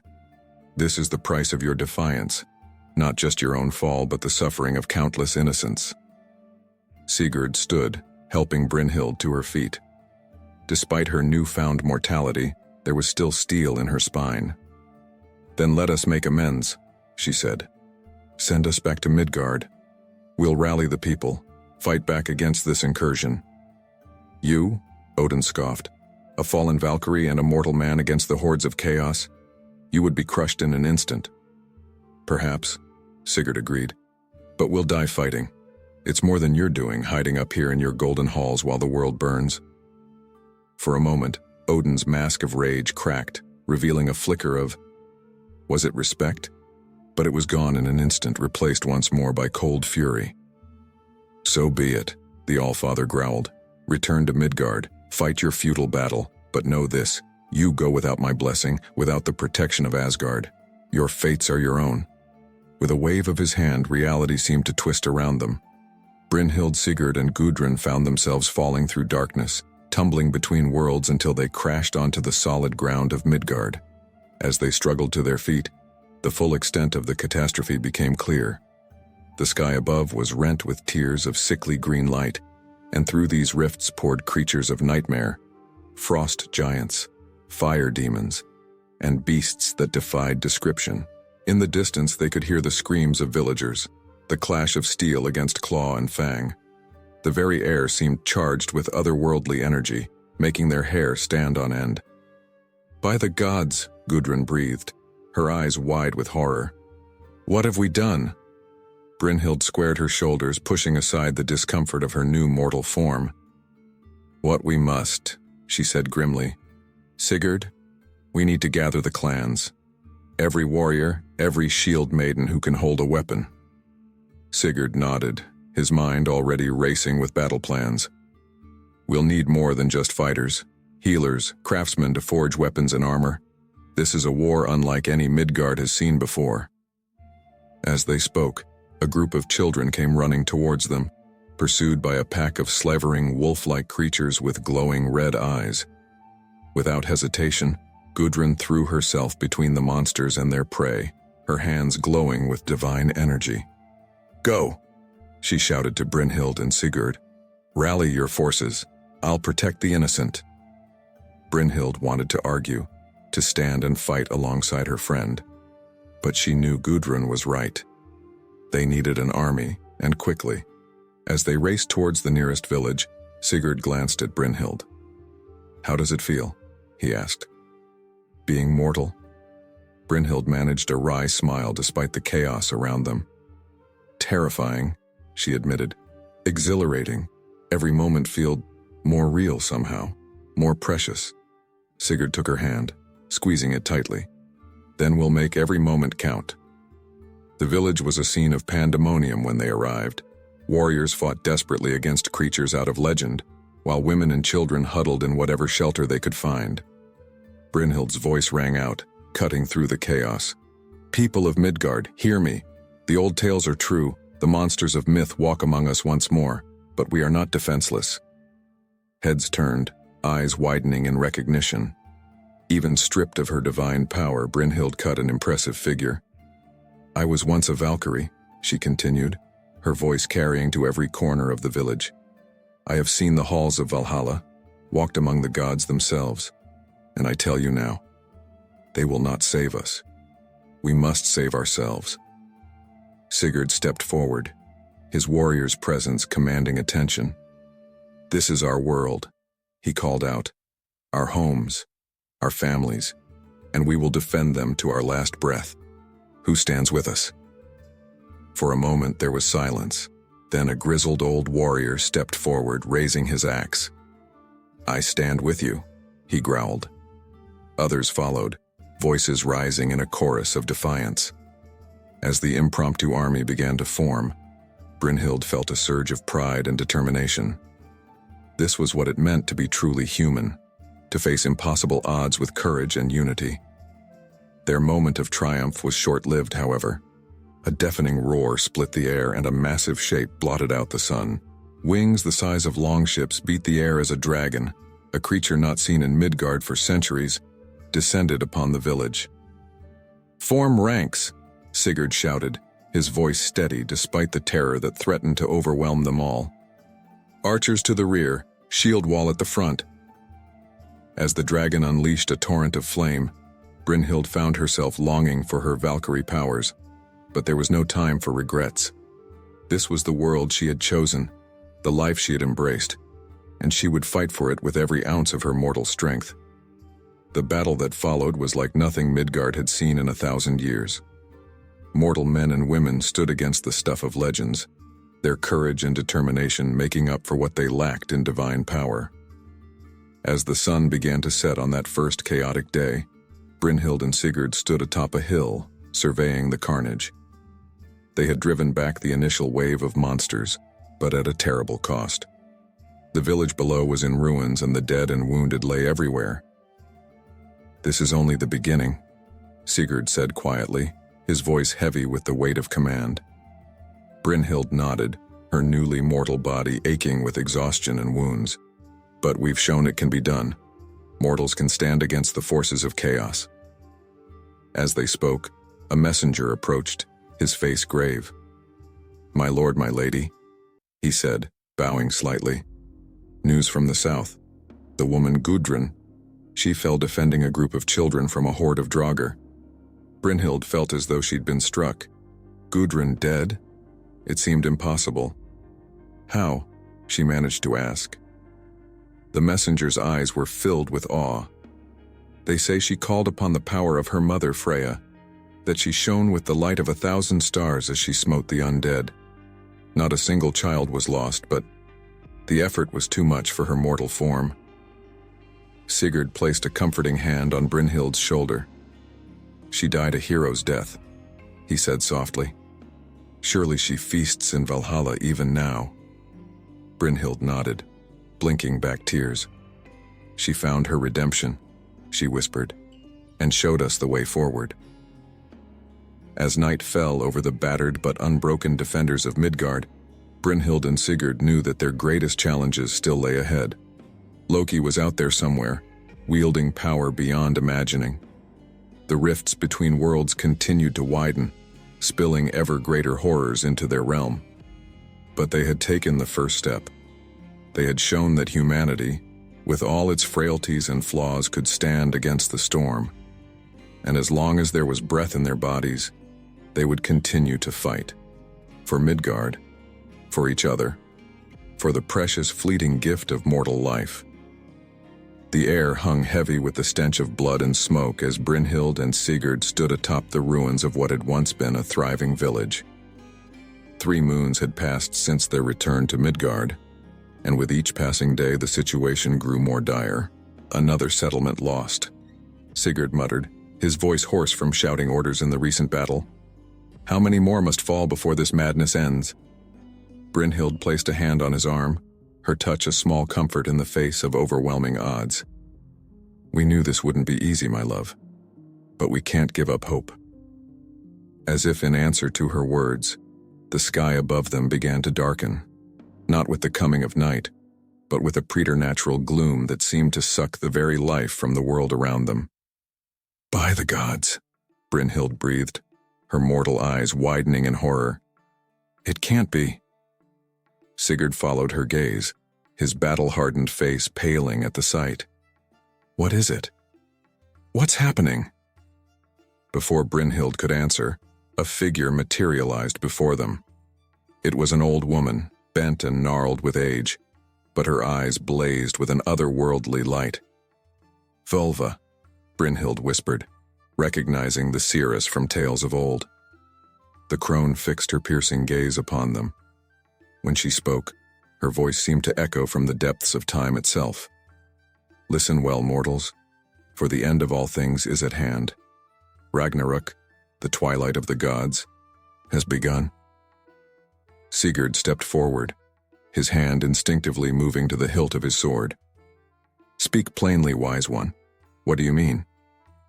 The Vulva's laugh was like the cracking of ancient ice. "The signs are all around you if you have eyes to see. The world tree trembles, its roots gnawed by the serpent Nidhugger. The cock Gullinkambi crows in Valhalla, rousing the Einherjar for their final battle." Brynhild felt a chill run down her spine. The prophecies she had learned as a Valkyrie were coming to life before her very eyes. "There must be a way to stop this," she insisted, "to turn back the tide of destruction." The old woman's eyes seemed to bore into Brynhild's very soul. "The artifact stolen from Odin's vault, it is the key. Return it to its rightful place and the balance may yet be restored." With that cryptic message, the Vulva vanished as suddenly as she had appeared, leaving Brynhild and Sigurd alone with the weight of the world on their shoulders. "Loki," Sigurd growled, his fists clenching in frustration. This was his plan all along, to bring about Ragnarok itself. Brynhild nodded grimly. "And we played right into his hands, but now we know what we must do." As they spoke, a horn sounded in the distance. Not the call of their mortal allies, but a sound so deep and resonant it seemed to shake the very foundations of the earth. "Gjallarhorn," Brynhild whispered, her face ashen. "Heimdall sounds the warning. The final battle approaches." Sigurd's eyes met hers, a silent understanding passing between them. "Then we have no time to lose. We must find Loki and reclaim the artifact." "But where do we even begin to look?" Brynhild asked, the enormity of their task threatening to overwhelm her. As if in answer to her question, the ground beneath their feet began to tremble. In the distance, great fissures opened in the earth, spewing forth steam and sulphurous fumes. "Jotunheim," Sigurd realized, his eyes widening. "The realm of the giants. It's bleeding into our world." Brynhild nodded grimly. "And where chaos reigns, Loki is sure to follow. We must make for the borderlands, find a way to cross between worlds." As they prepared for their perilous journey, gathering what weapons and supplies they could, a group of warriors approached. At their head was Eric Bloodaxe, one of their most trusted lieutenants. "My lord, my lady," Eric said, bowing his head slightly. "Word has spread of strange happenings in the north. Giants walk the earth once more, and there are whispers of even worse things stirring." Sigurd clasped the man's shoulder. "Eric, I need you to hold the line here. Rally every able-bodied warrior. Protect the innocent as best you can." Eric's eyes widened as he realized what Sigurd was saying. "You're leaving? Now when we need you most?" Brynhild stepped forward, her voice carrying the authority of her former station. "We go to end this madness at its source. If we fail, no amount of fighting here will make a difference." For a moment, Eric looked as though he might argue further, but then he saw the determination in their eyes, the weight of destiny that hung about them like a cloak. "May the gods go with you," he said finally, though they all knew the irony of such a blessing in these dark times. As Brynhild and Sigurd set out on their quest, the world around them seemed to unravel with each passing moment. The sky above churned with unnatural storms, and the very landscape seemed to shift and change as the boundaries between realms weakened. They traveled for days, fighting off packs of monstrous wolves and dodging the attention of wandering Jotnar. All the while, Brynhild felt a gnawing ache in her chest, a longing for the power she had given up. "Do you regret it?" Sigurd asked one night as they huddled around a meager fire, the howling of unseen beasts echoing in the distance. Brynhild looked at him, really looked at the man she had given up immortality for. His face was lined with exhaustion and worry, but his eyes still held that indomitable spirit that had first drawn her to him. "Never," she said softly, reaching out to take his hand. Whatever comes, whatever price we must pay, I would choose this life with you 1,000 times over. Sigurd's answering smile was like the sun breaking through storm clouds. But before he could respond, a bone-chilling roar split the air. They leapt to their feet, weapons at the ready, as a massive shape loomed out of the darkness. It was a frost giant, easily 3 times the height of a man, its blue-white skin gleaming like ice in the firelight. Well, well, the giant rumbled, its voice like grinding glaciers. What have we here? A pair of lost little mortals so far from home. Sigurd raised his sword, the blade catching the firelight. We seek the one called Loki, he declared, his voice steady despite the fear Brynhild could see in his eyes. Stand aside, giant, or face the consequences. The Jotun's laughter shook the ground beneath their feet. Brave words, little man. But do you truly think you can stand against the might of Jotunheim? Before either of them could react, the giant's massive fist came crashing down. Sigurd dove to one side, rolling to his feet with the agility of a seasoned warrior. Brynhild, however, found herself a fraction too slow, her mortal reflexes betraying her.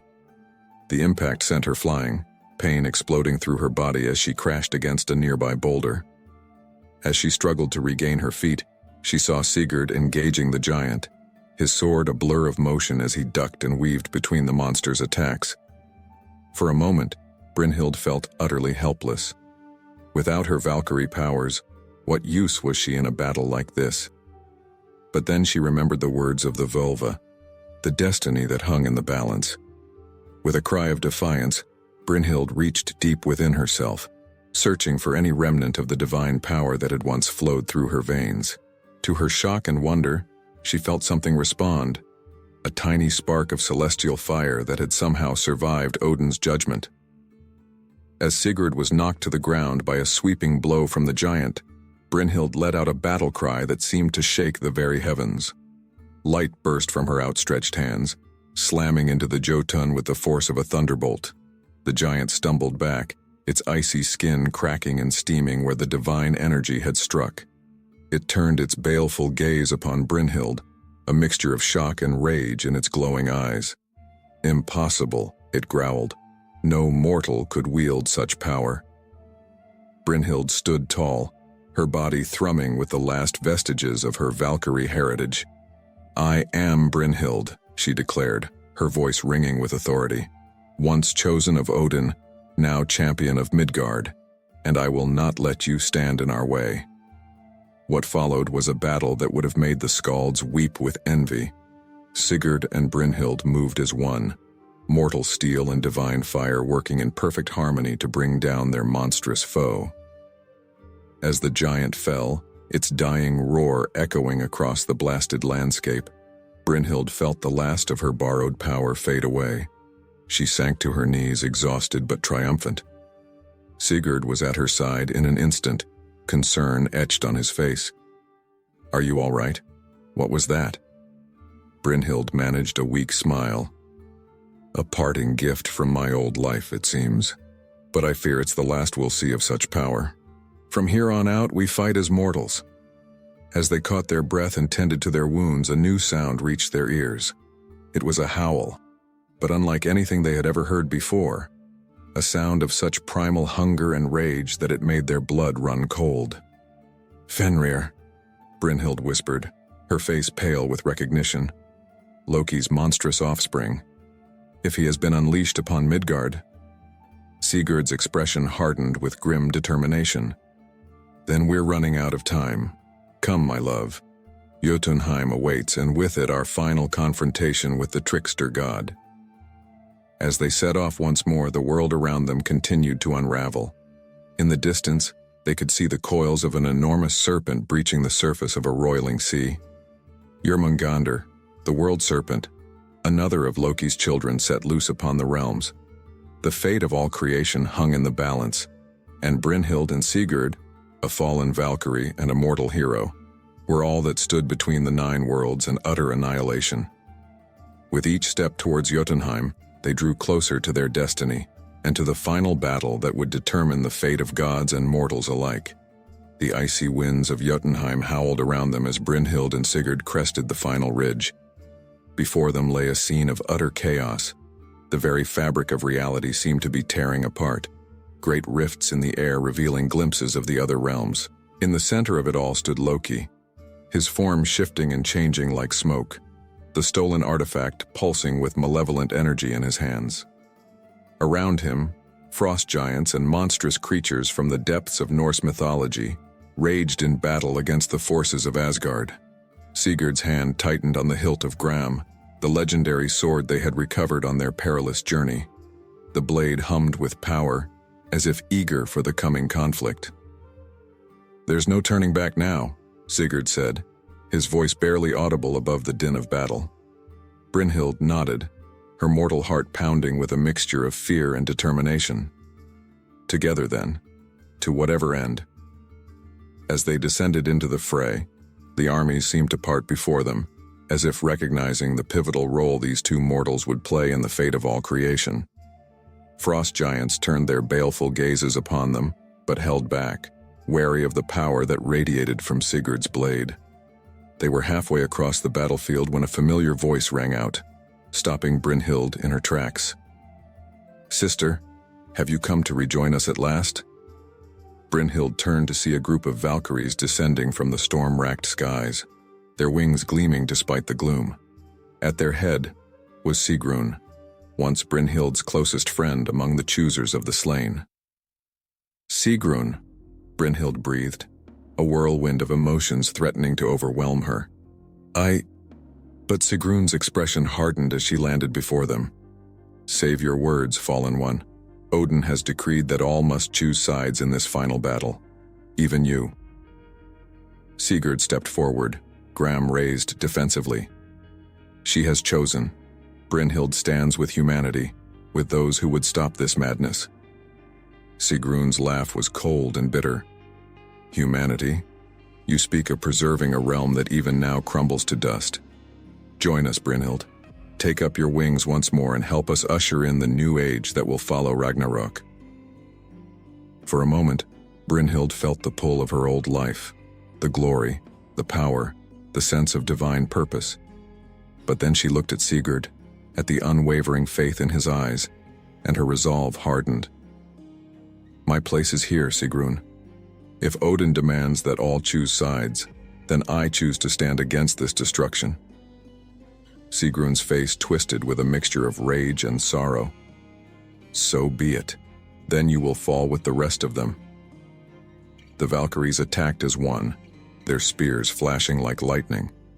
Brynhild and Sigurd found themselves fighting back to back, mortal strength and skill against divine power. "Go!" Brynhild shouted to Sigurd as she parried a thrust from Sigrun's spear. "Find Loki. End this." Sigurd hesitated for a moment, loath to leave her side. But he saw the determination in her eyes and knew she was right. With a final nod, he broke away, charging towards the heart of the chaos where Loki waited. As Sigurd fought his way through the melee, Brynhild found herself fully engaged with her former sisters. Though stripped of her immortal power, centuries of combat experience flowed through her veins.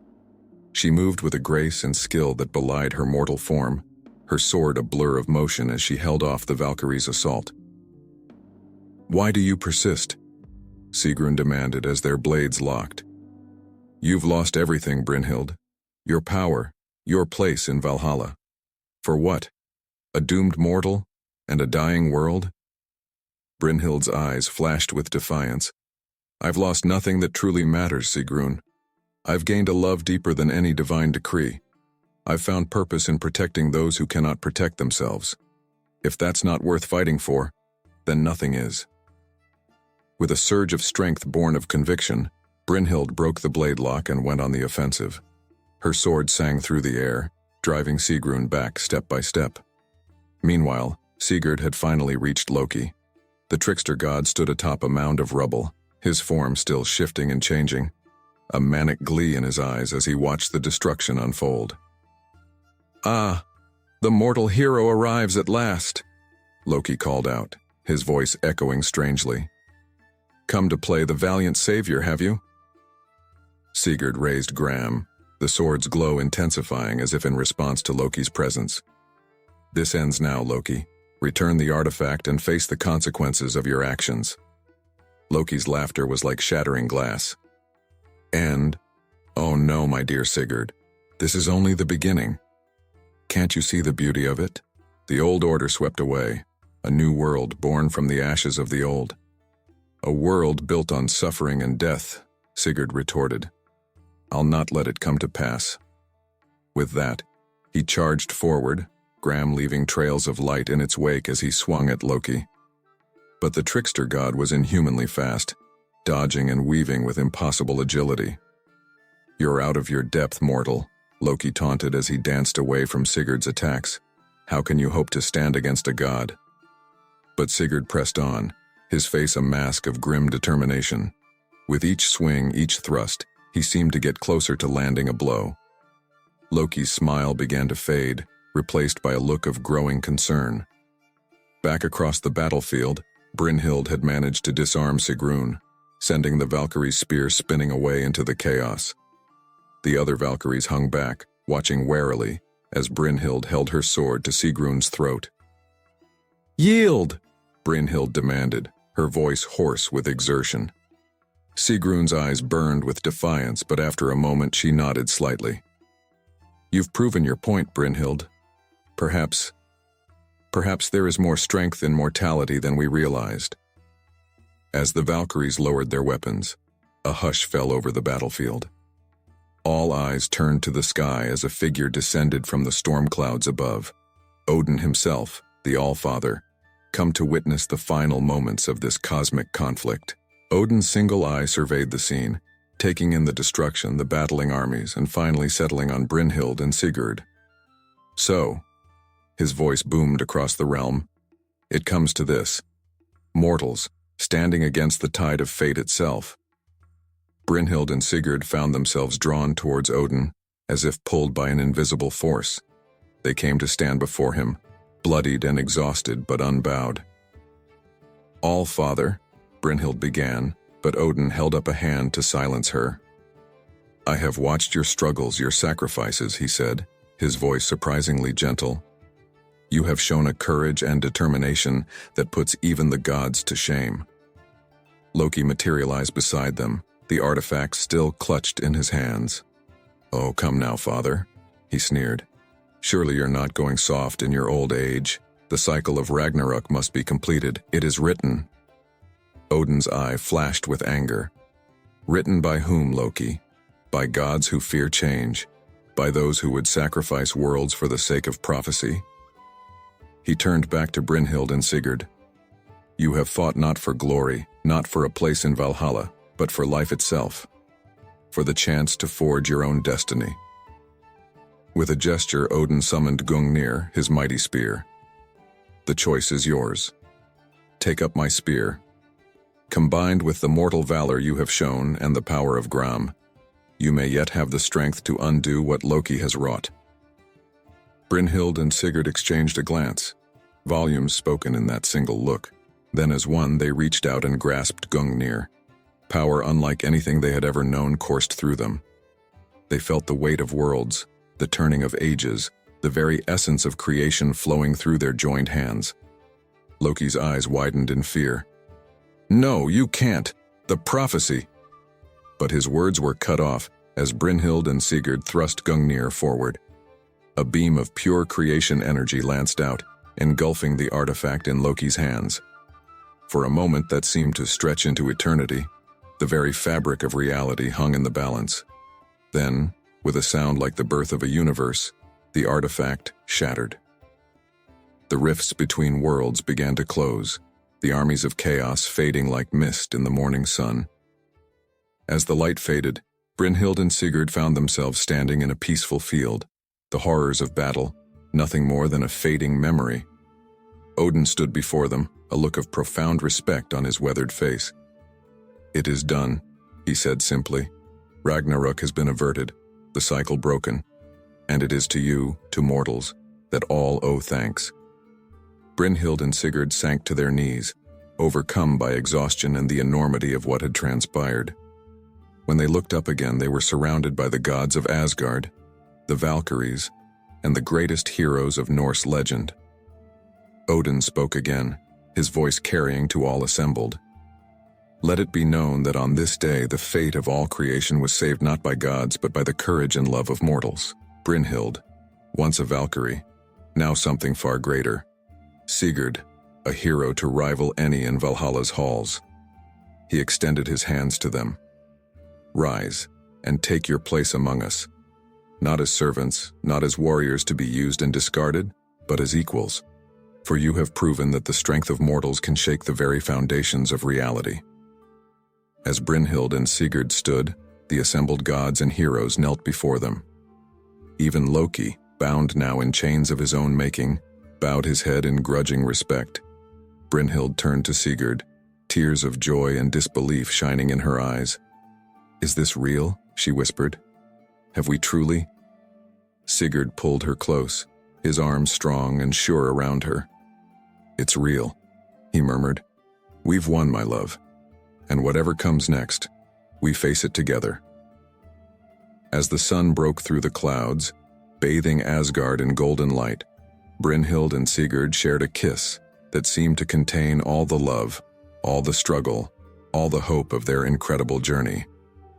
They had reshaped destiny itself, and in doing so, had forged a new future, not just for themselves, but for all the realms. The age of prophecy was over. The age of choice, of free will, of mortal and divine working hand in hand had just begun. And as Brynhild and Sigurd looked out over the beauty of Asgard, they knew that the greatest adventure of all still lay ahead. The fjord lay silent under a blanket of early morning mist, broken only by the gentle lapping of waves against weathered longships. Ragnar Ironhand stood at the water's edge, his eyes fixed on the horizon, where the sea met the sky in a hazy, indistinct line. His calloused hand absently stroked his beard, flecked with gray despite his relative youth. What secrets do you hide, endless sea? He murmured, his voice barely audible above the soft crash of waves. For years, the thought of undiscovered lands had gnawed at him, an itch that couldn't be scratched. Tales of Irish monks speaking of islands far to the west had reached his ears, kindling a fire in his belly that refused to be extinguished. A hand on his shoulder startled him from his reverie. He turned to find Bjorn, his second-in-command and childhood friend, standing beside him. Still dreaming of phantom islands, Ragnar? Bjorn's tone was light, but his eyes betrayed concern. Ragnar smiled, a fierce glint in his eye. Not phantoms, my friend. I can feel it in my bones. There's land out there, waiting to be claimed. Bjorn sighed, shaking his head. And you mean to be the one to claim it, I suppose. Who else? Ragnar replied, turning back to face the sea. Gather the men, Bjorn. It's time we discuss the voyage. As Bjorn trudged off to round up the crew, Ragnar's mind raced with possibilities. He had been planning this expedition for months, quietly stockpiling supplies and studying the stars. Now, with spring's arrival, the time had finally come. The great hall buzzed with excited chatter as Ragnar's chosen crew assembled. Some were grizzled veterans of countless raids, while others were eager youths, barely old enough to grow a beard. All fell silent as Ragnar strode to the center of the room, his presence commanding their full attention. Men of the North, he began, his voice resonating through the hall. For too long have we been content with raiding the same shores, fighting over scraps of land. But I say there are new worlds waiting for us, ripe for the taking. A murmur of excitement rippled through the crowd. I propose we sail west, further than any of our people have dared. Who among you has the courage to join me? The hall erupted in cheers and shouts of approval. Ragnar allowed himself a small smile, satisfied that his words had ignited their Viking spirit of adventure. As the noise died down, an older warrior named Thorstein spoke up. And what of the tales we've heard, Ragnar? Of sea monsters and the edge of the world? Ragnar's eyes narrowed, Are we not the fiercest warriors in all the lands? Let the sea throw its worst at us. We'll send it cowering back to the depths." This elicited another round of cheers, but Ragnar noticed a few uneasy glances exchanged among the men. He knew he'd have to keep their spirits high in the face of the unknown challenges ahead.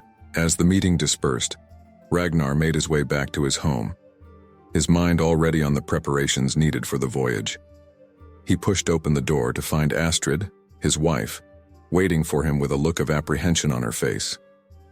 "You're really going through with this madness, aren't you?" she asked, her voice tinged with a mixture of anger and fear. Ragnar sighed, taking her hands in his. "Astrid, my love, you know I must do this. It's who I am." Tears welled up in Astrid's eyes. "And what of who we are? What of our future?" Ragnar's brow furrowed in confusion. "What do you mean?" Astrid took a deep breath, steadying herself. "I'm with child, Ragnar. Your child." The news hit him like a blow to the chest. For a moment he stood frozen, his mind reeling. A child. His child. The thought filled him with a joy he had never known, but it was quickly tempered by the realization of what it meant for his plans. "Astrid, he began, but she cut him off. "Don't," she said, her voice sharp. "Don't make promises you can't keep. I know you, Ragnar Ironhand. I know the fire that burns within you. But know this. If you sail off chasing glory, you may return to find your world here changed beyond recognition." Her words hung heavy in the air between them. Ragnar pulled her close, feeling the warmth of her body against his, trying to reconcile the conflicting emotions warring within him. As dawn broke the next day, Ragnar made his way to the village elder's hut. Old Halvor was said to have the gift of foresight, and Ragnar found himself seeking guidance, something he rarely did. The old man sat hunched by a small fire, his rheumy eyes fixing on Ragnar as he entered. "So, the great explorer comes seeking wisdom," Halvor croaked, a wry smile on his weathered face. Ragnar inclined his head respectfully. "I seek your blessing for our voyage, elder." Halvor's expression grew serious. "The western seas are treacherous, Ragnar, not just in their winds and waves, but in the secrets they keep. There are lands out there, yes, but they are not meant for us. They are cursed, guarded by powers beyond our understanding." Ragnar frowned. "Surely you don't believe in such superstitions, Halvor." The old man's eyes flashed. "Call them what you will, but heed my warning. The path you seek leads to a crossroads, one that will test not just your strength, but your very soul." Unsettled but undeterred, Ragnar left the elder's hut. He made his way to the docks where the sea serpent, his prized longship, awaited. Its dragon-headed prow seemed to gaze westward, as eager for adventure as its master. As he supervised the loading of supplies, Ragnar's thoughts drifted to Astrid and their unborn child. For a moment, doubt crept into his heart. Was he making the right choice? But as the first rays of sunlight crested the mountains, painting the fjord in hues of gold and pink, Ragnar felt the familiar stirring in his blood.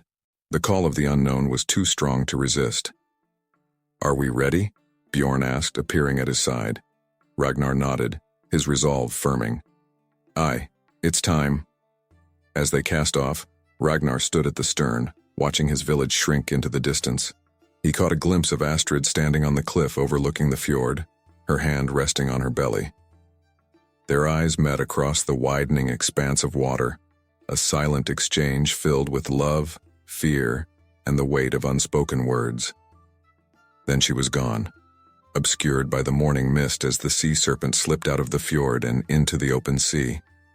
Ragnar turned his gaze westward, toward the distant horizon that held the promise of new lands and untold adventures.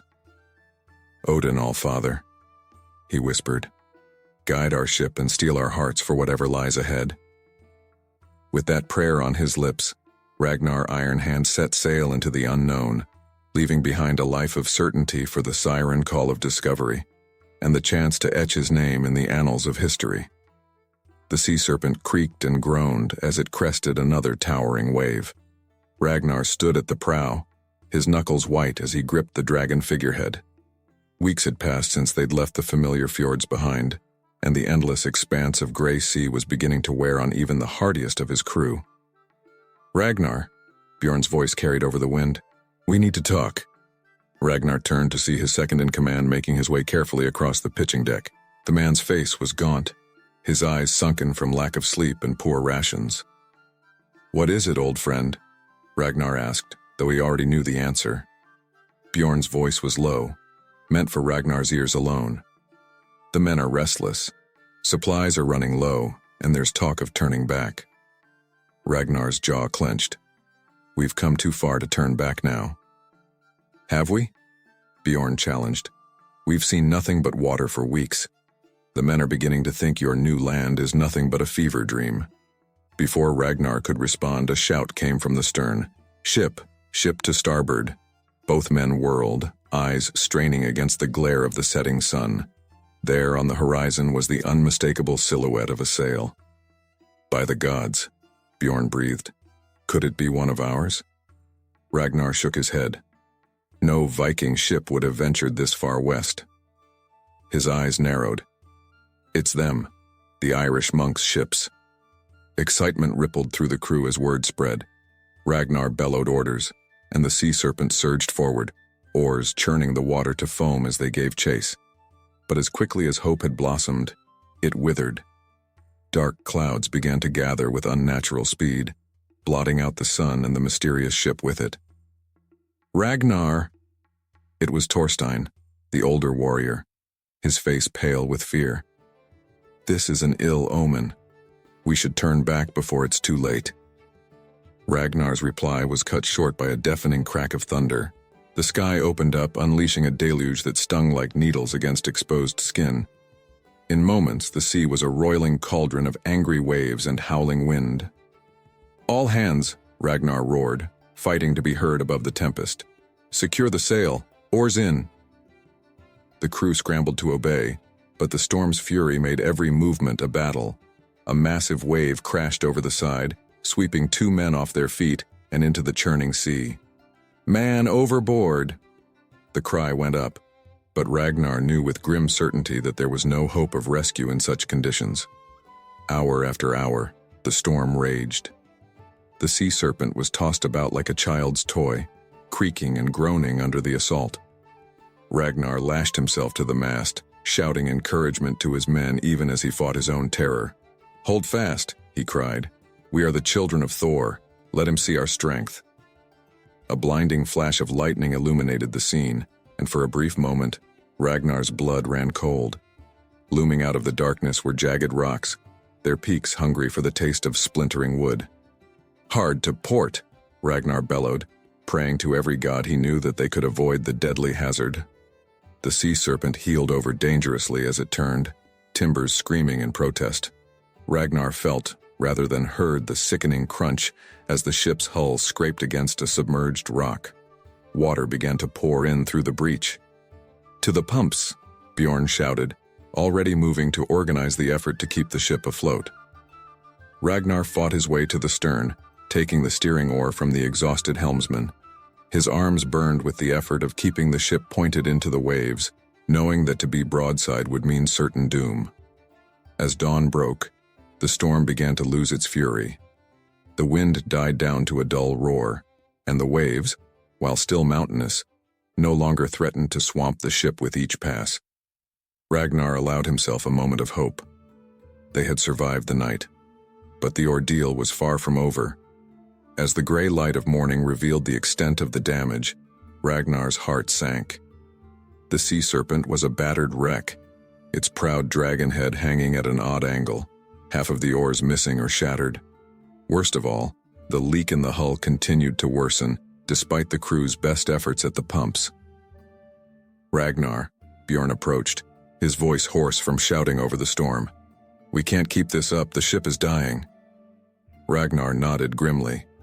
"Then we must find land, and soon." He turned to the crew. "Who among you has the keenest eyes? We need a lookout." Young Eric, Barely more than a boy volunteered. With help, he climbed the remains of the mast, lashing himself in place as he scanned the horizon. Hours crawled by. The sun climbed higher, burning off some of the lingering storm clouds. The crew worked in shifts, some at the pumps, others rowing with what oars remained, all of them exhausted beyond measure. Just as Ragnar was beginning to lose hope, Eric's cry rang out. "Land! Land ho!" A ragged cheer went up from the crew. Ragnar squinted against the glare, and there it was. A dark smudge on the horizon, slowly resolving into the unmistakable shape of a coastline. But their troubles were not over. As they drew closer, a thick bank of mist rose up, obscuring their view. The rhythmic crash of waves against an unseen shore was their only guide. "Careful now," Ragnar called out. "We don't know what lies beneath these waters." It was Thorstein who first spotted the beach through a break in the fog. There, a landing place. With the last of their strength, the crew maneuvered the failing ship towards the shore. The keel ground against sand, and Ragnar felt a wave of relief wash over him. "Abandon ship," he ordered. "Grab what supplies you can and make for land." The men didn't need to be told twice. They spilled over the side, some swimming, others wading through the surf, dragging what meager provisions had survived the journey. Ragnar was the last to leave the sea serpent. He paused at the gunwale, running his hand along the weathered wood. "Thank you, old friend," he murmured. "You've served us well." As he stumbled onto the beach, Ragnar took stock of their situation. Of the 60 men who had set out, barely 40 remained. All were exhausted, many injured. The supplies they'd managed to salvage would last a week at most, but they were alive, and they had found land. Bjorn approached, collapsing onto the sand beside him. "Well, Ragnar Ironhand," he said with a weak chuckle. "It seems you were right after all. There is land beyond the Western Sea." Ragnar nodded, his eyes scanning the mist-shrouded forest that loomed beyond the beach. "Aye," he replied, his voice low. "But at what cost? And what new challenges await us here?" As if in answer, a strange cry echoed from the depths of the unknown land, sending a shiver down Ragnar's spine. Whatever this place was, he realized, it was like nothing they had ever encountered before. The great adventure, it seemed, had only just begun. The beach disappeared behind them as Ragnar led his battered crew into the dense forest. The trees here were unlike any they had seen before, massive trunks wider than 3 men could encircle, with leaves of deep purple and blue that filtered the sunlight into an eerie, otherworldly glow. "By Odin's beard," Bjorn muttered, his hand resting uneasily on his axe. "What manner of place is this?" Ragnar pushed aside a low-hanging branch, its leaves brushing his face with an oddly metallic scent. "A new world, my friend. Isn't that what we came for?" They had been walking for hours, the forest growing thicker and darker with each step. The men were exhausted, still reeling from their ordeal at sea, but Ragnar knew they couldn't linger on the exposed beach. They needed to find fresh water and game if they were to survive. Suddenly, young Eric froze in his tracks. "Did you hear that?" he whispered, eyes wide with fear. The group fell silent, straining their ears. At first, Ragnar heard nothing but the rustle of strange leaves. Then, faintly, he caught it, a sound like distant laughter, or perhaps the cry of an unknown bird. "It's nothing," Ragnar said firmly, though his own hand tightened on his sword hilt. "Press on." As they delved deeper into the forest, an unsettling feeling crept over the group. Shadows seemed to flit at the corners of their vision, always disappearing when looked at directly. The laughter-like sound grew more frequent, sometimes seeming to come from all around them. Thorstein, the old warrior, approached Ragnar with a worried expression. "This forest is cursed, Ragnar. We should turn back." Ragnar shook his head. "And go where, old friend? Our ship is gone. We must make our way in this new land, curse or no curse." As if to punctuate his words, the forest suddenly opened up into a small clearing. In the center stood a structure that made every man stop in his tracks. It was a circle of standing stones, each easily twice the height of a man, covered in strange symbols that seemed to shimmer in the filtered light. "By the gods," Bjorn breathed. "What is this place?" Ragnar approached one of the stones, running his hand over the carvings. They were like nothing he had ever seen, not the runes of his people, nor the Latin script of the Christians. These symbols seemed to move under his touch, twisting and reforming in impossible ways. "This is old," Ragnar murmured. "Older than anything I've ever seen. There was a people here, long ago. And where are they now?" Eric asked, his voice trembling slightly. As if in answer, a blood-curdling scream tore through the air. The Vikings whirled, weapons drawn, to see one of their own. Ulf, a stout warrior who had survived countless raids, being dragged into the underbrush by something. It happened so fast that Ragnar caught only a glimpse of a dark, writhing shape before both Ulf and his attacker vanished into the forest. "Ulf!" Ragnar shouted, charging towards where the man had disappeared. But as he reached the spot, he found nothing. No tracks, no blood, no sign of struggle. It was as if Ulf had simply ceased to exist. Panic began to spread through the group. Men huddled together, eyes darting wildly at every shadow and rustle. "We're all going to die here," someone whimpered. "Silence," Ragnar roared, his voice cutting through the fear. "We are Vikings by Thor. We do not cower in the face of the unknown. We conquer it." His words seemed to steel the men, at least for the moment. Ragnar turned back to the stone circle, determined to find some clue to their situation. As he examined the stones more closely, he noticed that one seemed different from the others. Its symbols were sharper, more recently carved. Ragnar brushed away a layer of moss to reveal a series of images that made his blood run cold. The carvings showed stick figures of men much like their own party entering a forest. Then came images of strange, twisted creatures emerging from the trees. The final image showed the men changed, transformed into something no longer human. "Ragnar," Bjorn's voice was low and urgent. "We need to leave this place. Now." But Ragnar couldn't tear his eyes away from the carvings. There was something else there, hidden beneath the warning. A pattern. A path. "No," he said slowly. "This isn't just a warning. It's a map." He traced the pattern with his finger, seeing now how it corresponded to the layout of the forest around them. And there, at what seemed to be the center of the island, was a symbol unlike the others. A perfect circle with a dot in the middle. "There's something at the heart of this island," Ragnar announced. "Something important. And I think that's where we need to go." The men looked at him as if he'd gone mad. Even Bjorn seemed skeptical. "Are you insane?" Torstein sputtered.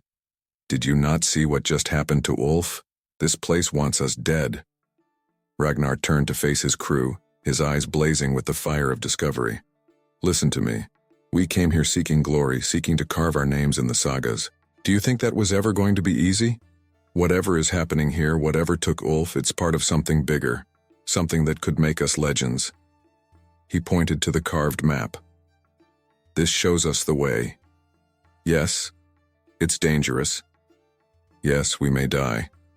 But if we turn back now, if we cower on the beach waiting for rescue that will never come, then we're already dead. We're Vikings. We live for adventure, for the unknown. Who's with me?" There was a moment of tense silence.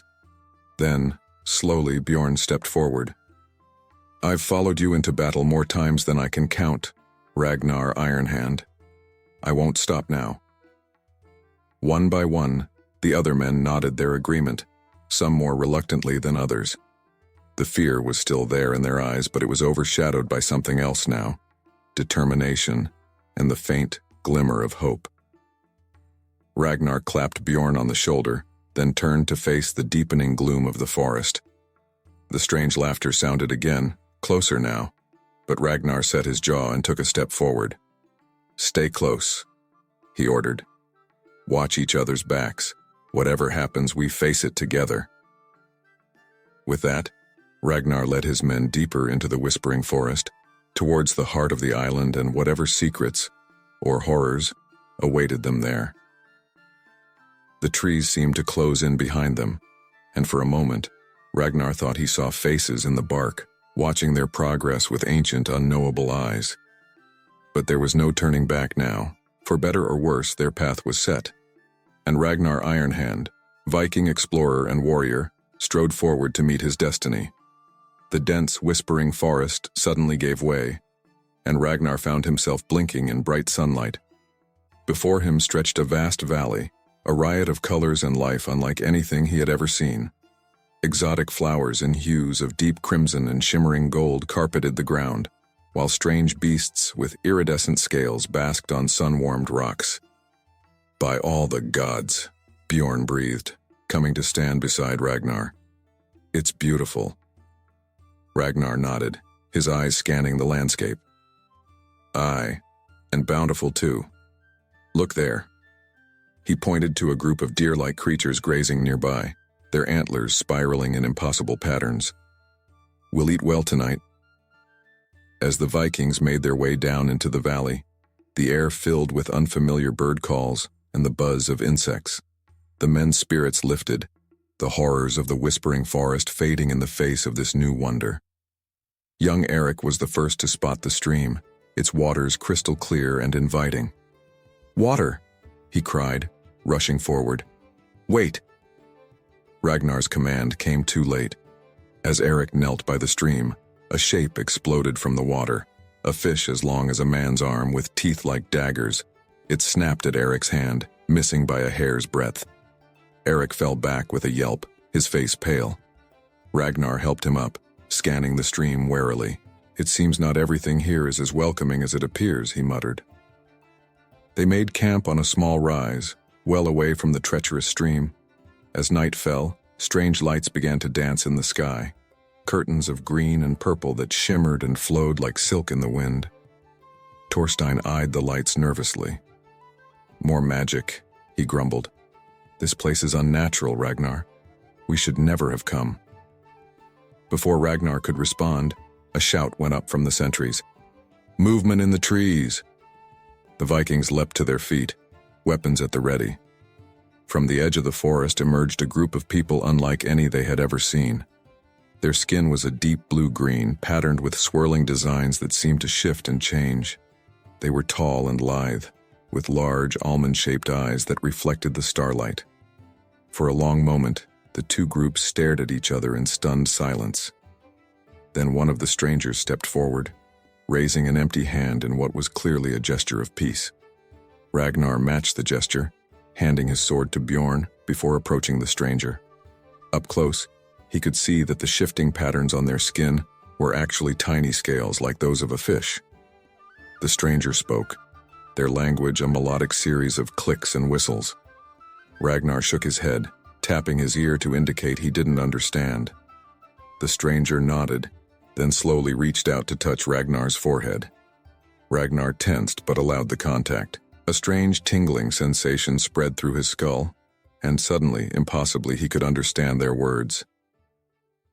"Welcome, travelers from beyond the mists," the stranger said, their voice resonating in Ragnar's mind. "I am Kelara, speaker for the Naiaru people." Ragnar blinked in astonishment. How can I understand you?" Kelara's lips curled in what might have been a smile. "Our people have long possessed the gift of touch speak. It allows us to bridge the gap between languages." Over the next hours, as the two groups cautiously mingled, Ragnar learned much from Kelara. The Naiaru had lived on the island for countless generations, guarding its secrets and tending to its balance. "There is a place," Kelara said, her voice low and reverent, "at the very heart of the island, a place of great power and greater danger. We have protected it since time immemorial." Ragnar leaned forward, intrigued. "What kind of power?" Kelara's expression grew grave. "The kind that can reshape the world or destroy it utterly." It is not for mortals to wield." As they talked, Ragnar noticed some of his men examining the Nyaru's ornaments with great interest. The jewelry was crafted from metals and gems of exceptional quality, hinting at vast mineral wealth hidden within the island. Bjorn approached, his eyes gleaming with excitement. "Ragnar," he whispered, "did you see their adornments? There must be riches beyond imagining here. Think of the glory we could bring back to our people." Ragnar felt a familiar stirring in his blood, the call of adventure, of conquest. But as he looked at Kalara and her people, he felt an unfamiliar twinge of doubt. The next morning, tensions among the Vikings began to rise. A group led by Håkon, a burly warrior with a quick temper, approached Ragnar as he conferred with Kalara.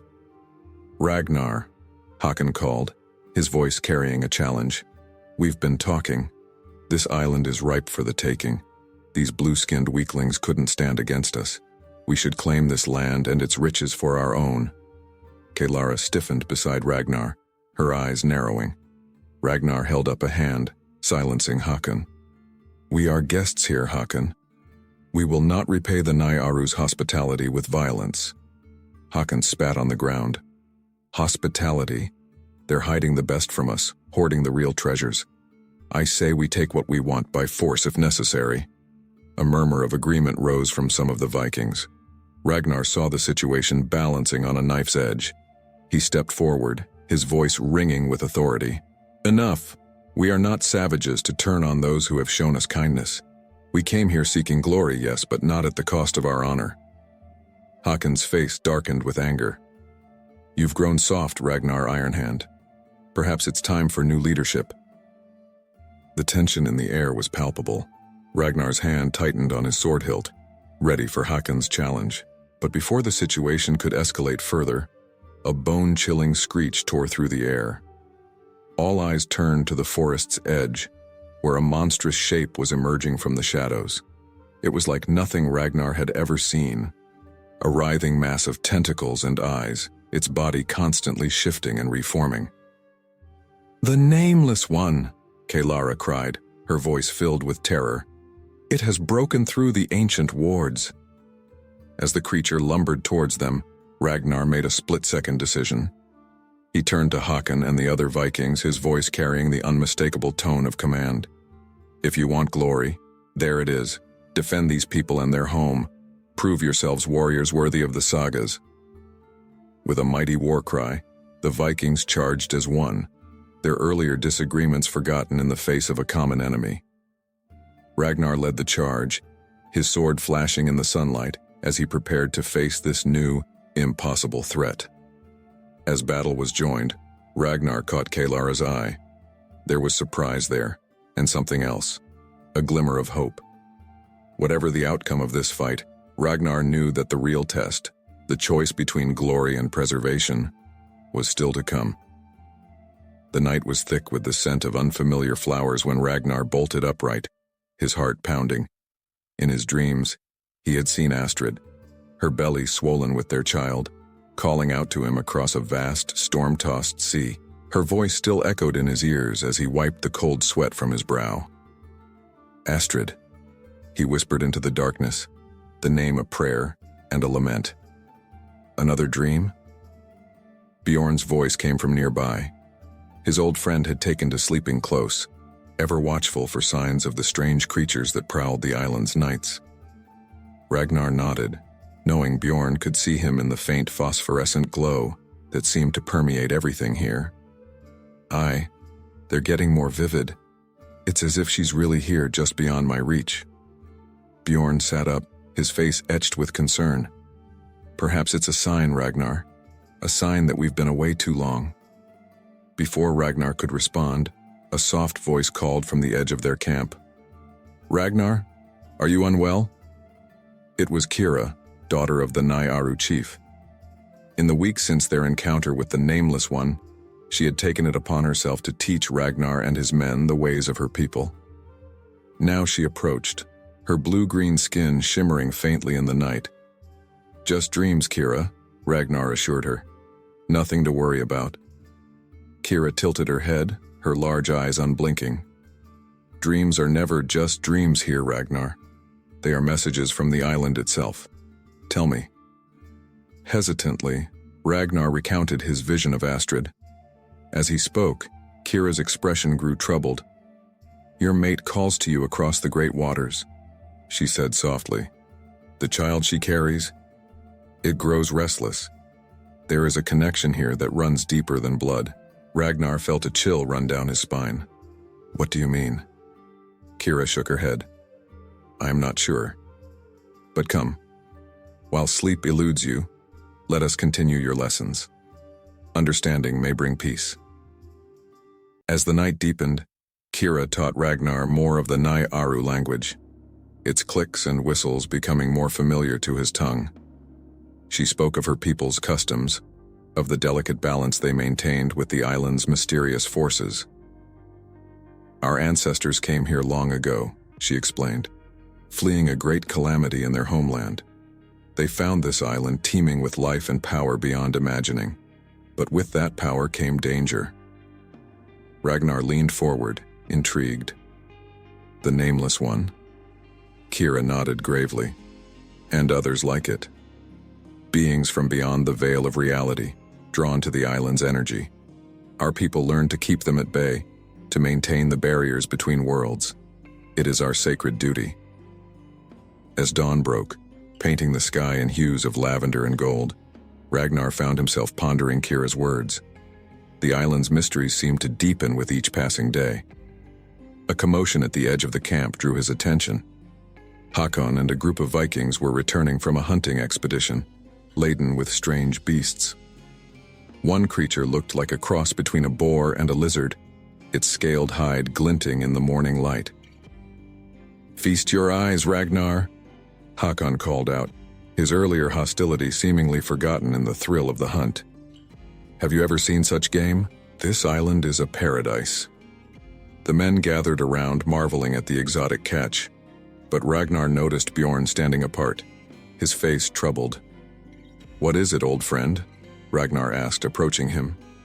Bjorn sighed heavily. This bounty reminds me of what we left behind, Ragnar. Our supplies grow low. The men grow restless. We've been here for weeks with no plan, no purpose beyond survival. We came to explore, to discover, Ragnar countered. Are we not doing just that? At what cost? Bjorn's voice was low but intense. Every day we stay is another day Astrid faces her trials alone. Another day our families wonder if we're dead or alive. We've found this new land.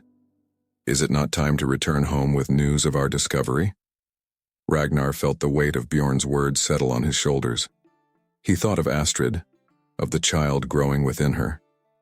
But then he looked at Kira, at the wonders that surrounded them, and felt the pull of the island's mysteries. Give me time, Bjorn, he said finally. There's more to discover here, I'm sure of it. Something that will make all this worthwhile. Bjorn's expression hardened. Time is the one thing we may not have, my friend. As the day wore on, Ragnar could feel the tension building among his men. The excitement of the hunt had worn off, replaced by a restless energy that set him on edge. It came to a head as the sun began to set. Two of his warriors, Gunnar and Leif, began arguing over a piece of the strange boar lizard. What started as a heated exchange of words quickly escalated. You greedy bastard, Gunnar roared, shoving Leif hard. You've had more than your share. Leif stumbled back, then launched himself at Gunnar with a snarl. In moments, the two were on the ground, fists flying, as other Vikings gathered around shouting encouragement. Ragnar pushed through the crowd, his voice thunderous. Enough! He grabbed Gunnar by the scruff of the neck, hauling him off Leif. Both men were bloodied, their eyes wild with a rage born of frustration and fear. Is this what we've become? Ragnar demanded, his gaze sweeping the assembled Vikings. Brawling like animals over scraps? We are warriors, explorers. We came here to make history, not to squabble like children. The men fell silent, shame replacing anger on many faces. Ragnar continued, his voice ringing with authority. I know you're tired. I know you miss home. But look around you. We stand on the threshold of a new world ripe with possibilities. Our names will live forever in the sagas for what we've accomplished here. Are you really so eager to turn back now, when the greatest discoveries may yet lie ahead? He could see his words taking effect, the fire of adventure rekindling in his men's eyes. But doubt still lingered. "And what of our families?" someone called out. "What of the lives we left behind?" Ragnar took a deep breath, feeling the weight of leadership heavy upon him. "We will return home," he promised, "with riches and tales beyond imagining. But not yet. Not until we've unlocked the secrets of this place. I swear to you by all the gods it will be worth the wait." A murmur of assent rippled through the crowd. The crisis for now had passed. But as the men dispersed, Ragnar caught Bjorn's eye. His old friend's expression was grave, a silent warning that time was running out. Later that night, as the camp settled into an uneasy quiet, Ragnar stood at the edge of the forest, gazing up at unfamiliar stars. He felt torn between two worlds, the home he'd left behind and the mysterious land that called to him with promises of glory and discovery. "What troubles you, Ragnar of the Iron Hand?" Kira's voice came softly from the shadows. Ragnar turned to her, seeing the concern in her alien eyes. "I fear I may have to choose," he said slowly, "between the world I knew and the world I've found. And I'm not sure I have the wisdom to make that choice." Kira reached out, her cool hand resting lightly on his arm. "The island has chosen you, Ragnar. For good or ill, your fate is bound to this place now. The choice may not be yours to make." The central mountain of the island loomed before them, its peak shrouded in mist. Ragnar stood at the head of a small group: Bjorn, young Eric, and the seasoned warrior Thorstein. Kira, the Nyaru chief's daughter, had insisted on accompanying them, her large eyes filled with a mixture of fear and determination. "Are you sure about this, Ragnar?" Bjorn asked, his voice low. "The Nyaru have warned us away from this place. They say it's sacred and dangerous." Ragnar's jaw set in a hard line. "We came here for discovery, Bjorn. Whatever secrets this island holds, I'd wager they're up there." He pointed to the mountain's misty summit. As they began their ascent, the lush vegetation of the lowlands gave way to rocky terrain. Strange, twisted trees clung to the mountainside, their bark gleaming like polished metal. "The forest spirits grow restless," Kira murmured, her eyes darting nervously. "They do not welcome us here." Thorstein grunted, his hand tightening on his axe. "Let them come. We've faced worse than tree spirits." The higher they climbed, the more oppressive the air became. A constant low humming seemed to emanate from the very rock beneath their feet. Eric, the youngest of the group, looked pale and shaken. "Ragnar," he said, his voice trembling slightly, "perhaps we should turn back. This place, it feels wrong." But Ragnar pressed on, driven by an almost feverish need to uncover the mountain's secrets. As they rounded a sharp bend, a dark opening yawned before them, the mouth of a cave, partially hidden behind a curtain of shimmering vine-like growths. "By Odin's eye," Bjorn breathed, "what manner of cave is this?" Ragnar approached the entrance, pushing aside the strange vines. As he did, the humming intensified, reverberating through his bones. "We've found it, lads," he said, a fierce grin spreading across his face. "The heart of the island. Are you with me?" One by one they nodded, steeling themselves for whatever lay ahead. Kira was the last to agree, her face a mask of conflicting emotions. "We go against all the teachings of my people," she said softly, "but I cannot let you face this alone." Thorstein lit a torch, and they plunged into the darkness of the cave. Almost immediately, they found themselves in a vast chamber that took their breath away. Massive crystals jutted from every surface, pulsing with an inner light that cast rainbow hues across the cavern walls. "It's beautiful," Eric whispered, his earlier fear forgotten in the face of this wonder. As they ventured deeper, the crystals grew larger and more complex. Some seemed to form intricate patterns, almost like writing or symbols of some kind. "Look here," Bjorn called out, gesturing to a smooth section of wall. These markings, they're not natural. Ragnar approached, running his hand over the surface. Intricate designs had been carved into the rock, depicting scenes of great battles and strange rituals. But the beings in these carvings were like nothing he had ever seen. Neither human nor nigh Aru, but something other. An ancient people, Ragnar mused. Far more advanced than any we've known. They built this place, harnessed its power somehow. Kira's voice was filled with awe and terror. The Old Ones. Our legends speak of them, but I never truly believed. Suddenly, the humming that had been their constant companion grew to a deafening roar. The cavern shook, crystals shattering and raining down around them. "Cave in!" Thorstein bellowed. "Run!" They sprinted for the exit, dodging falling rocks and crystal shards. Ragnar brought up the rear, making sure his companions made it to safety. But as he neared the chamber's entrance, a massive boulder crashed down, cutting off his escape. "Ragnar!" Bjorn's muffled voice came from the other side. "Are you all right?" "I'm fine," Ragnar called back, coughing in the settling dust. "But I'm trapped. You'll have to find another way around." "We'll get you out," Bjorn promised. "Just hold on." As his friends' voices faded, Ragnar found himself alone in the semi-darkness, the remaining crystals casting an eerie, pulsating light. The humming had subsided to a low throb, but now it seemed to be coming from everywhere at once, and nowhere at all. Ragnar's head began to spin. The air felt thick, charged with some strange energy. As he stumbled deeper into the cavern, seeking another exit, the crystal formation seemed to shift and move in his peripheral vision. "What sorcery is this?" he muttered, shaking his head to clear it. Suddenly, a blinding light erupted from the largest crystal formation. Ragnar threw up his arms to shield his eyes, but the light seemed to penetrate his very being. When he lowered his arms, he found himself elsewhere. He stood on a vast plain under an alien sky, twin moons hanging low on the horizon. Before him rose a city of impossible architecture, soaring spires and twisting structures that defied the laws of nature as he understood them. And then he saw them. The builders, the Old Ones. They moved with a grace that belied their massive, multi-limbed forms. Their eyes, dozens per being, swiveled to fix upon him. A voice boomed in his mind, not in any language he knew, yet somehow perfectly understood.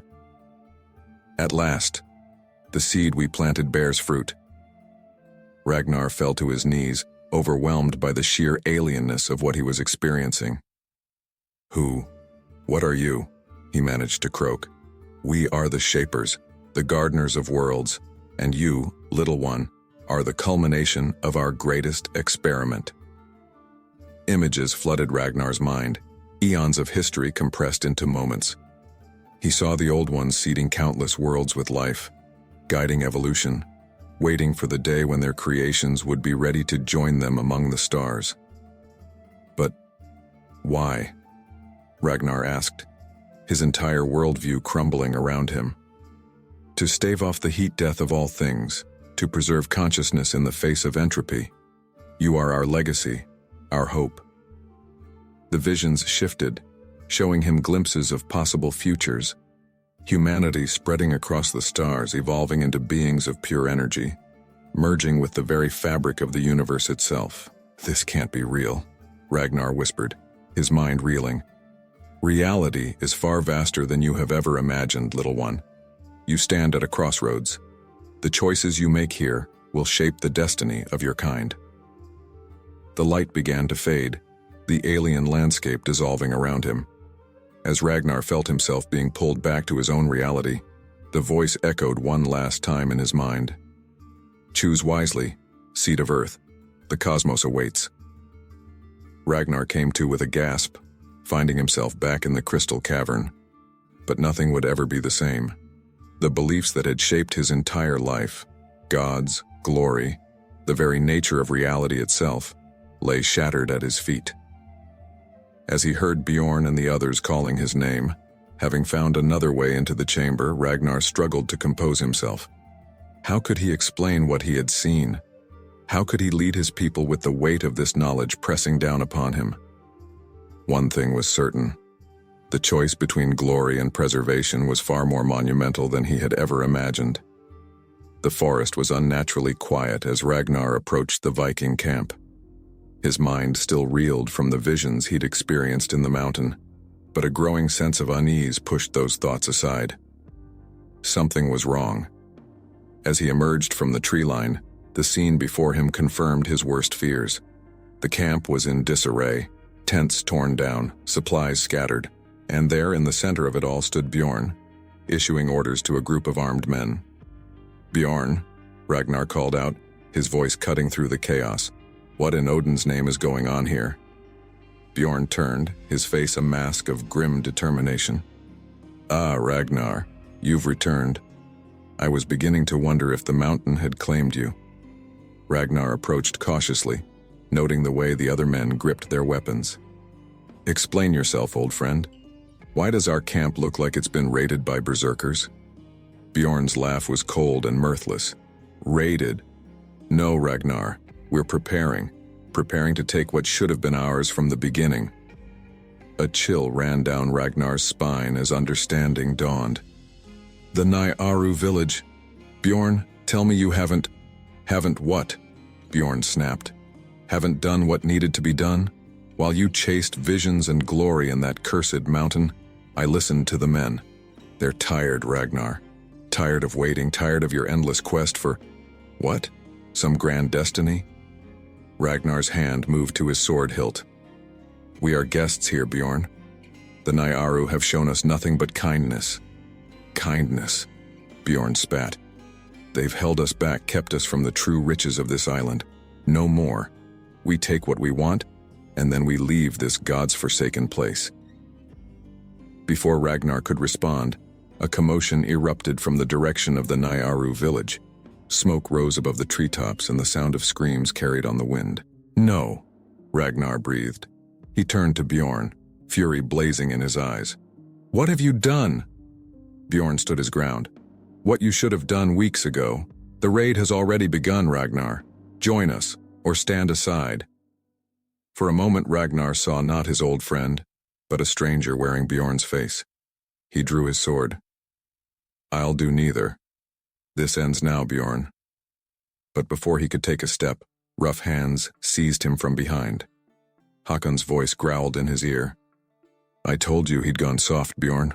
What do we do with him?" Bjorn's eyes were cold. "Tie him up. We'll deal with him after we've secured the village." As Ragnar struggled against his captors, a blur of blue-green movement caught his eye. Kira emerged from the underbrush, her face streaked with tears and soot. "Ragnar," she cried. "My people. They're killing my people." Bjorn rounded on her. "Seize her." In the confusion that followed, Ragnar felt the grip on his arms loosen. With a roar, he broke free, snatching up his fallen sword. "Kira, run!" They plunged into the forest, the shouts of Bjorn's men fading behind them. Ragnar's mind raced.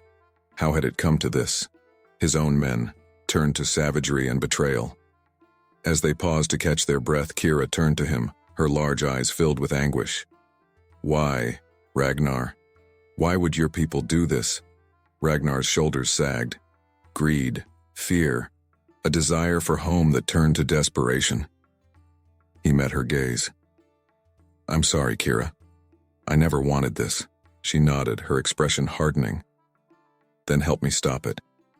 There are those among your crew who remained loyal to you. We can gather them, strike back before it's too late." Ragnar felt the weight of the choice before him.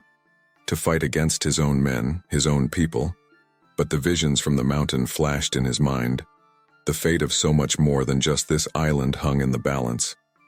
"Aye," he said finally, "we'll make this right. But first, we need to find my loyal men." Over the next few hours, Ragnar and Kira moved stealthily through the forest, gathering those Vikings who had refused to participate in Bjorn's treachery. Young Eric was among them, his face pale but determined. "I couldn't do it, Ragnar," the boy said, his voice shaking. "When I saw what they were doing to the village, it wasn't right."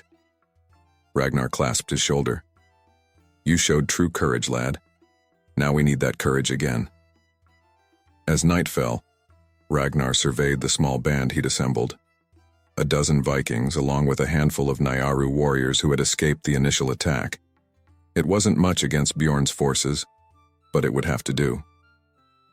Listen well, Ragnar addressed the group, his voice low but intense. What Bjorn and the others have done dishonors everything we stand for as Vikings. They've betrayed not just our hosts but our own principles. Tonight, we put an end to this madness. He outlined his plan. A three-pronged attack on the village, now occupied by Bjorn's forces. They would use the cover of darkness and their knowledge of Nyaru jungle tactics to even the odds. As they prepared to move out, Kira approached Ragnar. There's something you should know, she said, her voice barely above a whisper. The sacred site my people guard, Bjorn knows of it now. If he reaches it before we stop him, Ragnar nodded grimly. Then we make sure that doesn't happen. The attack began just before dawn. Ragnar led one group, Eric another, and Kira the third. They struck from the shadows, sowing confusion among Bjorn's men. The clash of steel on steel rang out in the pre-dawn air as Viking fought Viking. Ragnar found himself facing Håkon, the burly warrior's eyes wild with bloodlust. Traitor! Håkon roared, bringing his axe down in a vicious arc. Ragnar parried, the impact jarring his arm. The only traitors here are those who turned on their honor. They traded blows, Ragnar's skill matched against Håkon's brute strength. Around them the battle raged. Eric and his group had set fire to the stores of plunder, sending Bjorn's men into a panic. Just as Ragnar gained the upper hand against Håkon, a familiar voice rang out above the din of battle. Ragnar. He turned to see Bjorn, sword in hand, standing at the edge of the village. Their eyes met across the chaos, years of friendship and loyalty crumbling in that single moment. It ends here, old friend, Ragnar called out, his voice heavy with regret. Bjorn's face twisted into a snarl. Aye, it does. As they charged towards each other, Ragnar felt the weight of everything that had led to this moment. The journey across the sea, the wonders and horrors of the island, the visions of a cosmic destiny. It all came down to this: Viking against Viking, friend against friend, in the heart of a land beyond the horizon. Their swords met with a resounding clash, sparks flying in the growing light of dawn. And as they fought, Ragnar knew that more than just the fate of the island hung in the balance. The clash of steel on steel rang out across the village as Ragnar and Bjorn circled each other, their blades flashing in the early morning light. Around them, Viking fought Viking, while the Nyaru desperately tried to defend what remained of their home. It didn't have to be this way, Bjorn, Ragnar growled, parrying a vicious thrust. Bjorn's face was a mask of fury and determination. You left us no choice, Ragnar. Your obsession with this cursed island has doomed us all. Their swords met again, the impact sending shockwaves up Ragnar's arm. But before either could land a decisive blow, the ground beneath their feet shuddered violently. For a moment, all combat ceased as both sides struggled to keep their footing. Then, with a sound like the world itself tearing apart, a great fissure opened in the earth, cutting through the heart of the village. By the gods, Eric gasped, stumbling back from the widening chasm. Kira's eyes were wide with terror. The island awakens, the ancient ones stir. As if in response to her words, the mountain that loomed over the village began to rumble ominously. A plume of dark smoke rose from its peak, glowing an angry red at its base. Ragnar grabbed Bjorn's arm, their battle forgotten in the face of this new threat. We need to get everyone off this island, now. For a moment, Bjorn looked as if he might argue, but another violent tremor shook the ground, and he nodded grimly. Aye, but how? The sea serpent is barely seaworthy as it is. We'll make her seaworthy, Ragnar declared. He turned to the assembled warriors, his voice ringing out over the chaos. Vikings, Nyaru, our quarrel is ended. If we don't work together now, none of us will see another dawn. To the shore. As they raced through the forest towards the beach, the island's fury grew. Trees crashed down around them, and steam hissed from cracks in the earth. The air grew thick with ash and the acrid smell of sulfur. They burst onto the beach to find the sea serpent listing badly, waves crashing over her sides. Thorstein was already there with a handful of men, frantically trying to bail her out. "She's taken on too much water," Thorstein shouted as they approached. "The hull's cracked from stem to stern." Ragnar's mind raced. They needed time to repair the ship, but the island was quite literally falling apart around them. His gaze fell on Kira and the other Nyaru, their blue-green skin ashen with fear and exhaustion. "Kira," he said urgently, "your people know this island better than anyone. Is there anywhere safe we can shelter while we repair the ship?" Kira hesitated, then nodded slowly. "The sacred caves. They have withstood the island's rages for millennia. But Ragnar, they are forbidden to outsiders. The secrets they hold." Another violent tremor cut her off, sending several people stumbling to their knees. In the distance, a massive tree toppled with a thunderous crack. "I think preserving those secrets matters less than preserving lives right now," Ragnar said grimly. "Lead the way." As Kira guided them back into the forest, Ragnar organized the evacuation. "Bjorn, take our strongest swimmers. See what you can salvage from the sea serpent. Thorstein, gather every able body. We need to find materials to patch her hull." "And what of you?" Bjorn asked, a hint of his old loyalty creeping back into his voice. Ragnar's jaw set in a hard line. "I'll lead the rest to safety, and then I'm going back to the mountain." "The mountain?" Eric exclaimed. "But Ragnar, it's about to erupt." "Exactly," Ragnar nodded. "Whatever power lies at the heart of this island, it's tied to that mountain. If we're to have any chance of stopping this, that's where I need to be." As the group split up, Ragnar led the wounded and the Nyaru deeper into the forest. The going was treacherous, with fissures opening underfoot and burning debris raining from the sky. They had almost reached the caves when a deafening roar split the air. Ragnar turned to see a wall of fire and ash racing down the mountainside, consuming everything in its path. "Run!" he bellowed, urging the stragglers forward. They dove into the cave entrance just as the pyroclastic flow rushed past, the heat so intense it scorched the very air in their lungs.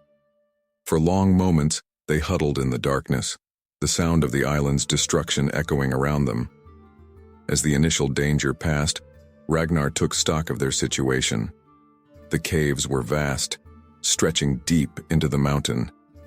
Strange, luminescent fungi provided a soft blue light, revealing intricate carvings on the walls, the same alien script he had seen in his vision. Kira approached, her expression a mixture of awe and fear.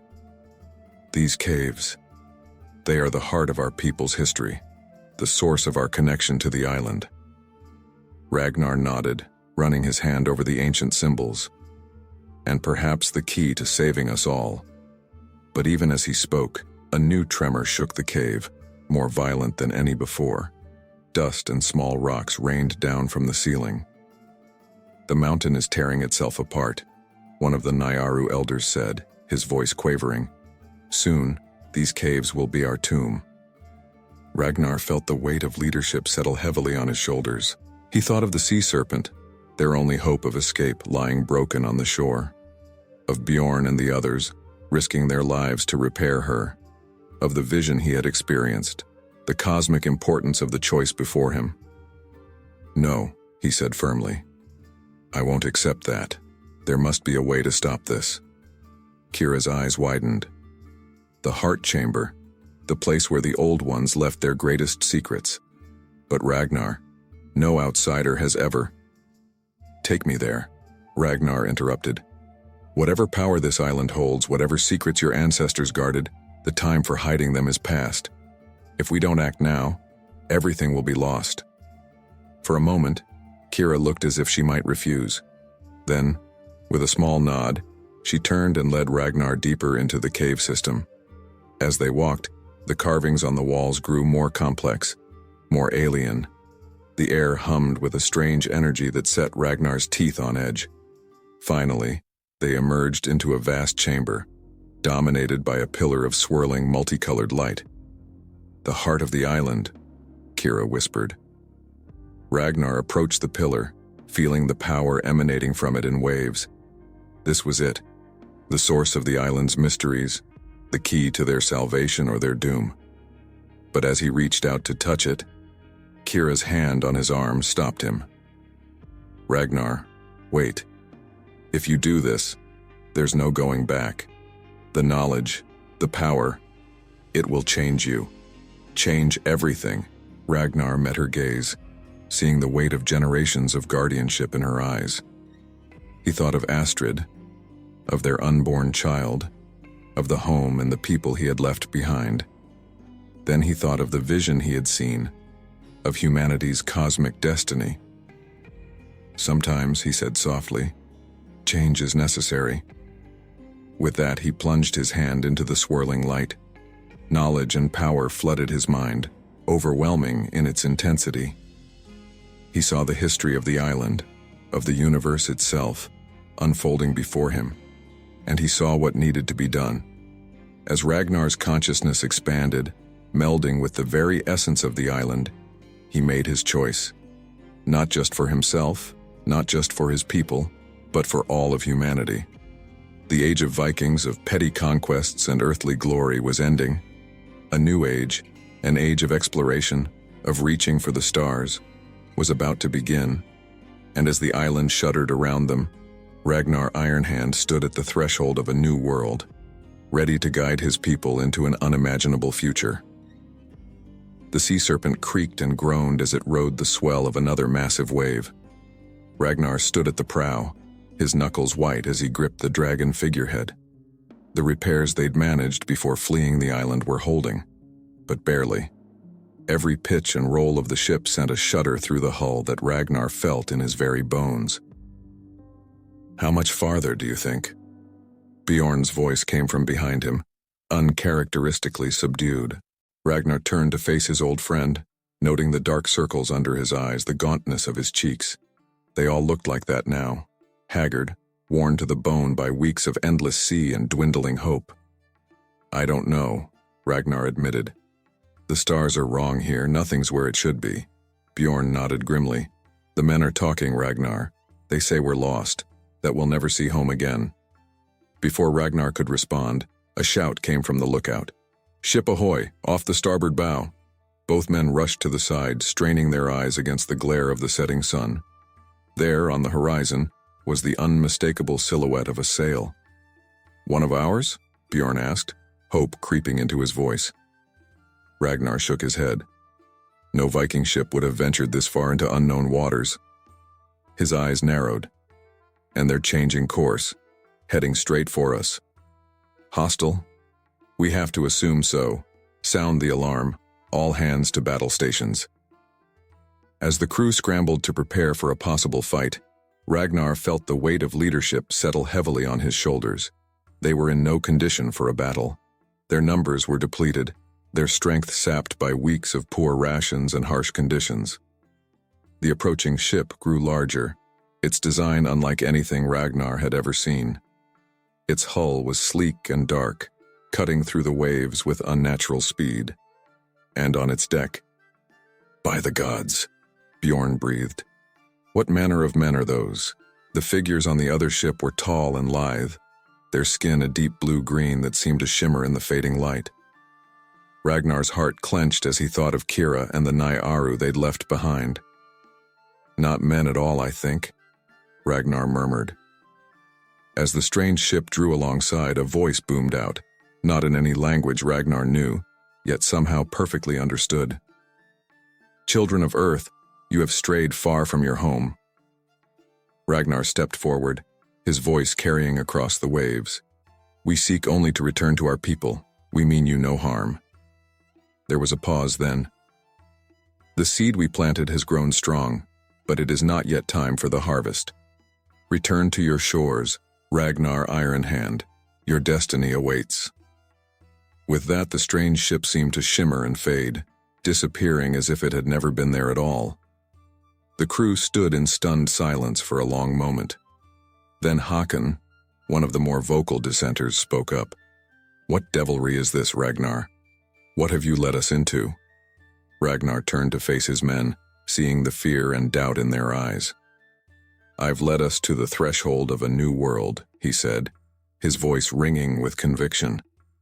One that will change everything we thought we knew. But even as he spoke, he saw the skepticism on their faces. The seed of mutiny, planted by weeks of hardship and uncertainty, was beginning to sprout. That night, as a storm battered the sea serpent, Ragnar sat alone in his quarters, the weight of guilt and doubt pressing down on him. He thought of the men they'd lost, of the Nigh Aru village destroyed in their wake. Had his ambition, his thirst for glory, led them all to ruin? A knock at the door roused him from his brooding. It was Eric, the young warrior who had stood by him through everything. Ragnar, Eric said, his voice low and urgent. There's talk among the men. Håkon and some of the others. They're planning to take control of the ship. Ragnar nodded, unsurprised. And what do you think, Eric? Have I led you all to your doom? Eric hesitated, then squared his shoulders. I think you've led us to something greater than we could have ever imagined. But the others, they can't see it. They're afraid. As well they should be, Ragnar said softly. We stand at the edge of a new age, Eric. Change is never easy. Just then, a commotion erupted on deck. Ragnar and Eric rushed out to find Håkon and a group of armed men confronting Bjorn. Stand aside, Bjorn, Håkon growled. We're taking control of this ship and charting a course for home. Bjorn stood his ground, hand on his sword hilt. And how do you propose to find home, Håkon? Do you know these stars? These seas? We'll figure it out, Håkon spat. Anything's better than following Ragnar's mad visions. Ragnar stepped forward, his presence immediately drawing all eyes. Is this how it ends, then? He asked, his voice calm but carrying an edge of steel. After all we've been through, you'd turn on your own? Håkon's face twisted with anger and fear. You've led us to our deaths, Ragnar. We should never have left our shores, never have sought out your land beyond the horizon. For a moment, the only sound was the howling of the wind and the creaking of the ship. Then Ragnar spoke, his voice low but intense. You're right, Håkon. I led you into the unknown. I asked you to risk everything for a dream of glory and discovery, and we've paid a heavy price for that dream. He paused, looking each man in the eye. But think of what we've seen, what we've learned. We've touched the very edge of the world, glimpsed secrets that will change the course of our people forever. Ragnar drew his sword, but instead of raising it, he laid it at Håkon's feet. If you truly believe you can lead us home, then take up this blade. But know this, the world we left behind is gone. We can never go back to what we were. We can only go forward into a future none of us can fully comprehend. The tension on the deck was palpable as Håkon stared down at the sword. For a long moment it seemed as if he might reach for it. Then with a frustrated growl he stepped back. You're all mad, he muttered, but I'm not a kinslayer. Do what you will, Ragnar. But when we all die in these forsaken waters, remember that I warned you. As Håkon and his supporters dispersed, Bjorn approached Ragnar. That was a risky gamble, old friend. Ragnar nodded, retrieving his sword. Every step of this journey has been a gamble, Bjorn. We're too far along to stop now. Just then, a cry came from the lookout. Land ho! Land to the north! Every man on deck rushed to the side, straining to see through the storm-tossed waves. And there, barely visible through the gloom, was the unmistakable silhouette of a coastline. We've done it, Eric breathed. We've made it home. But Ragnar's brow furrowed as he studied the unfamiliar shoreline. Perhaps, he said softly, or perhaps our journey is not yet over. As the sea serpent limped towards the mysterious coast, Ragnar felt the weight of destiny pressing down upon him.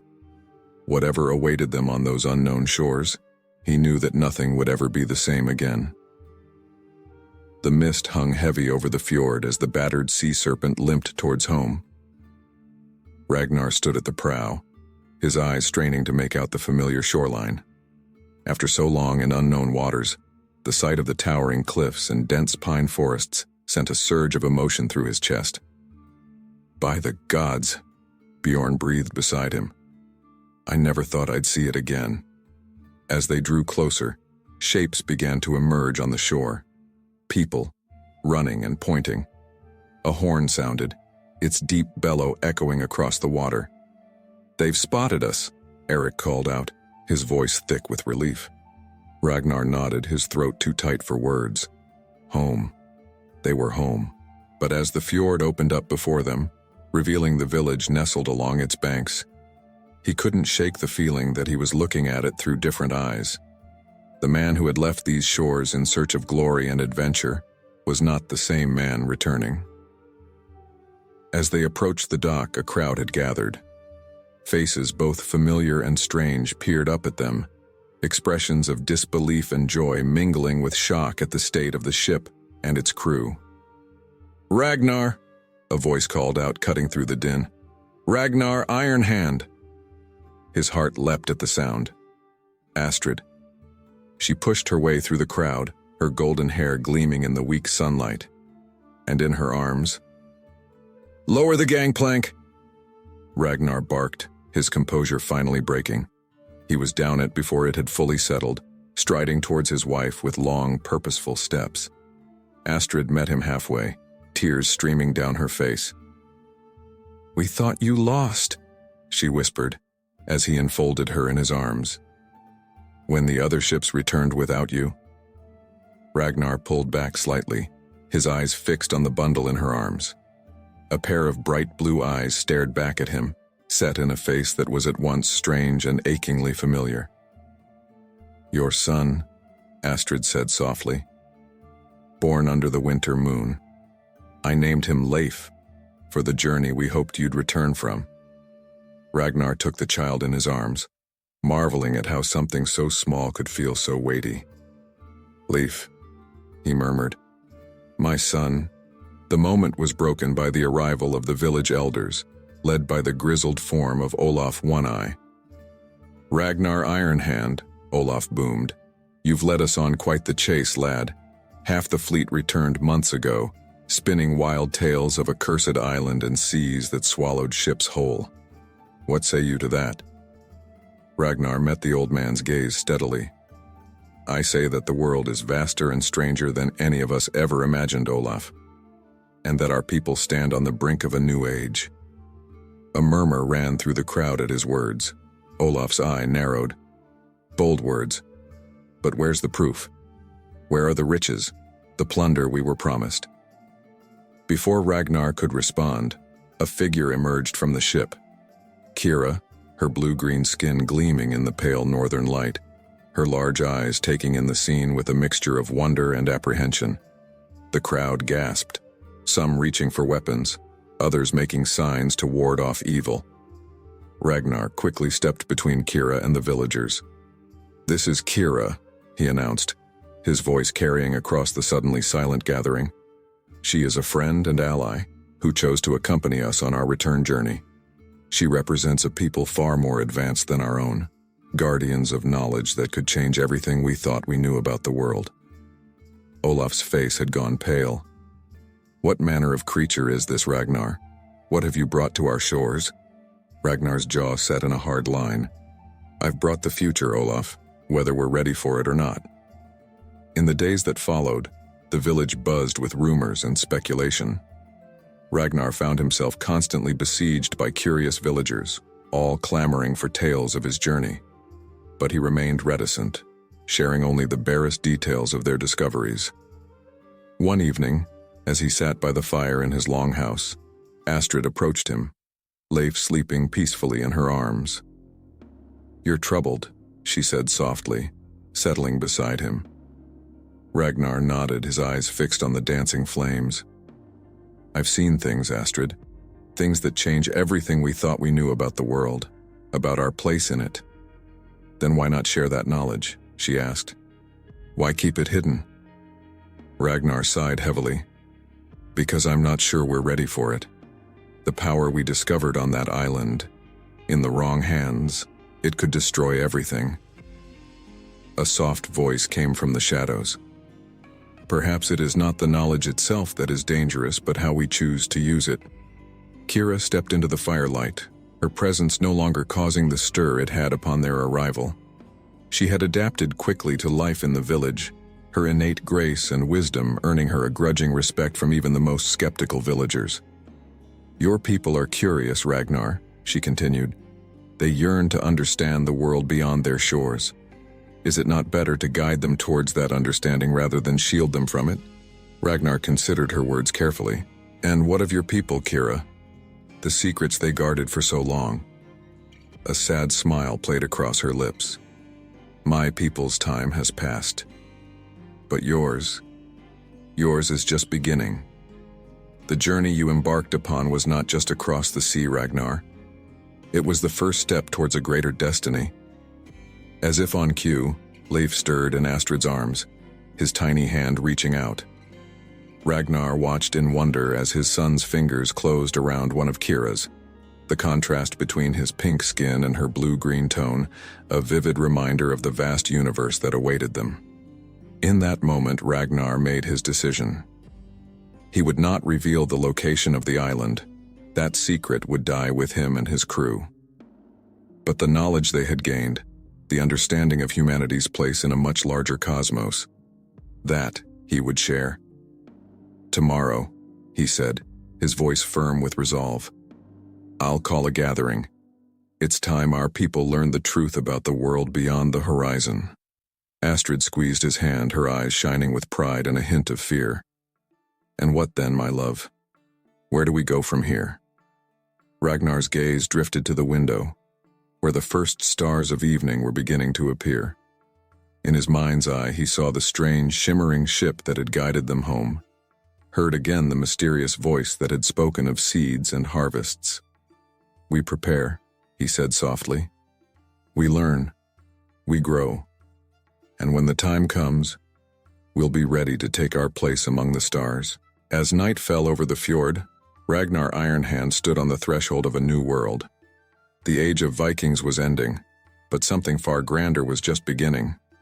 And he, along with his son and the people he led, would help shape the destiny of humanity among the cosmos.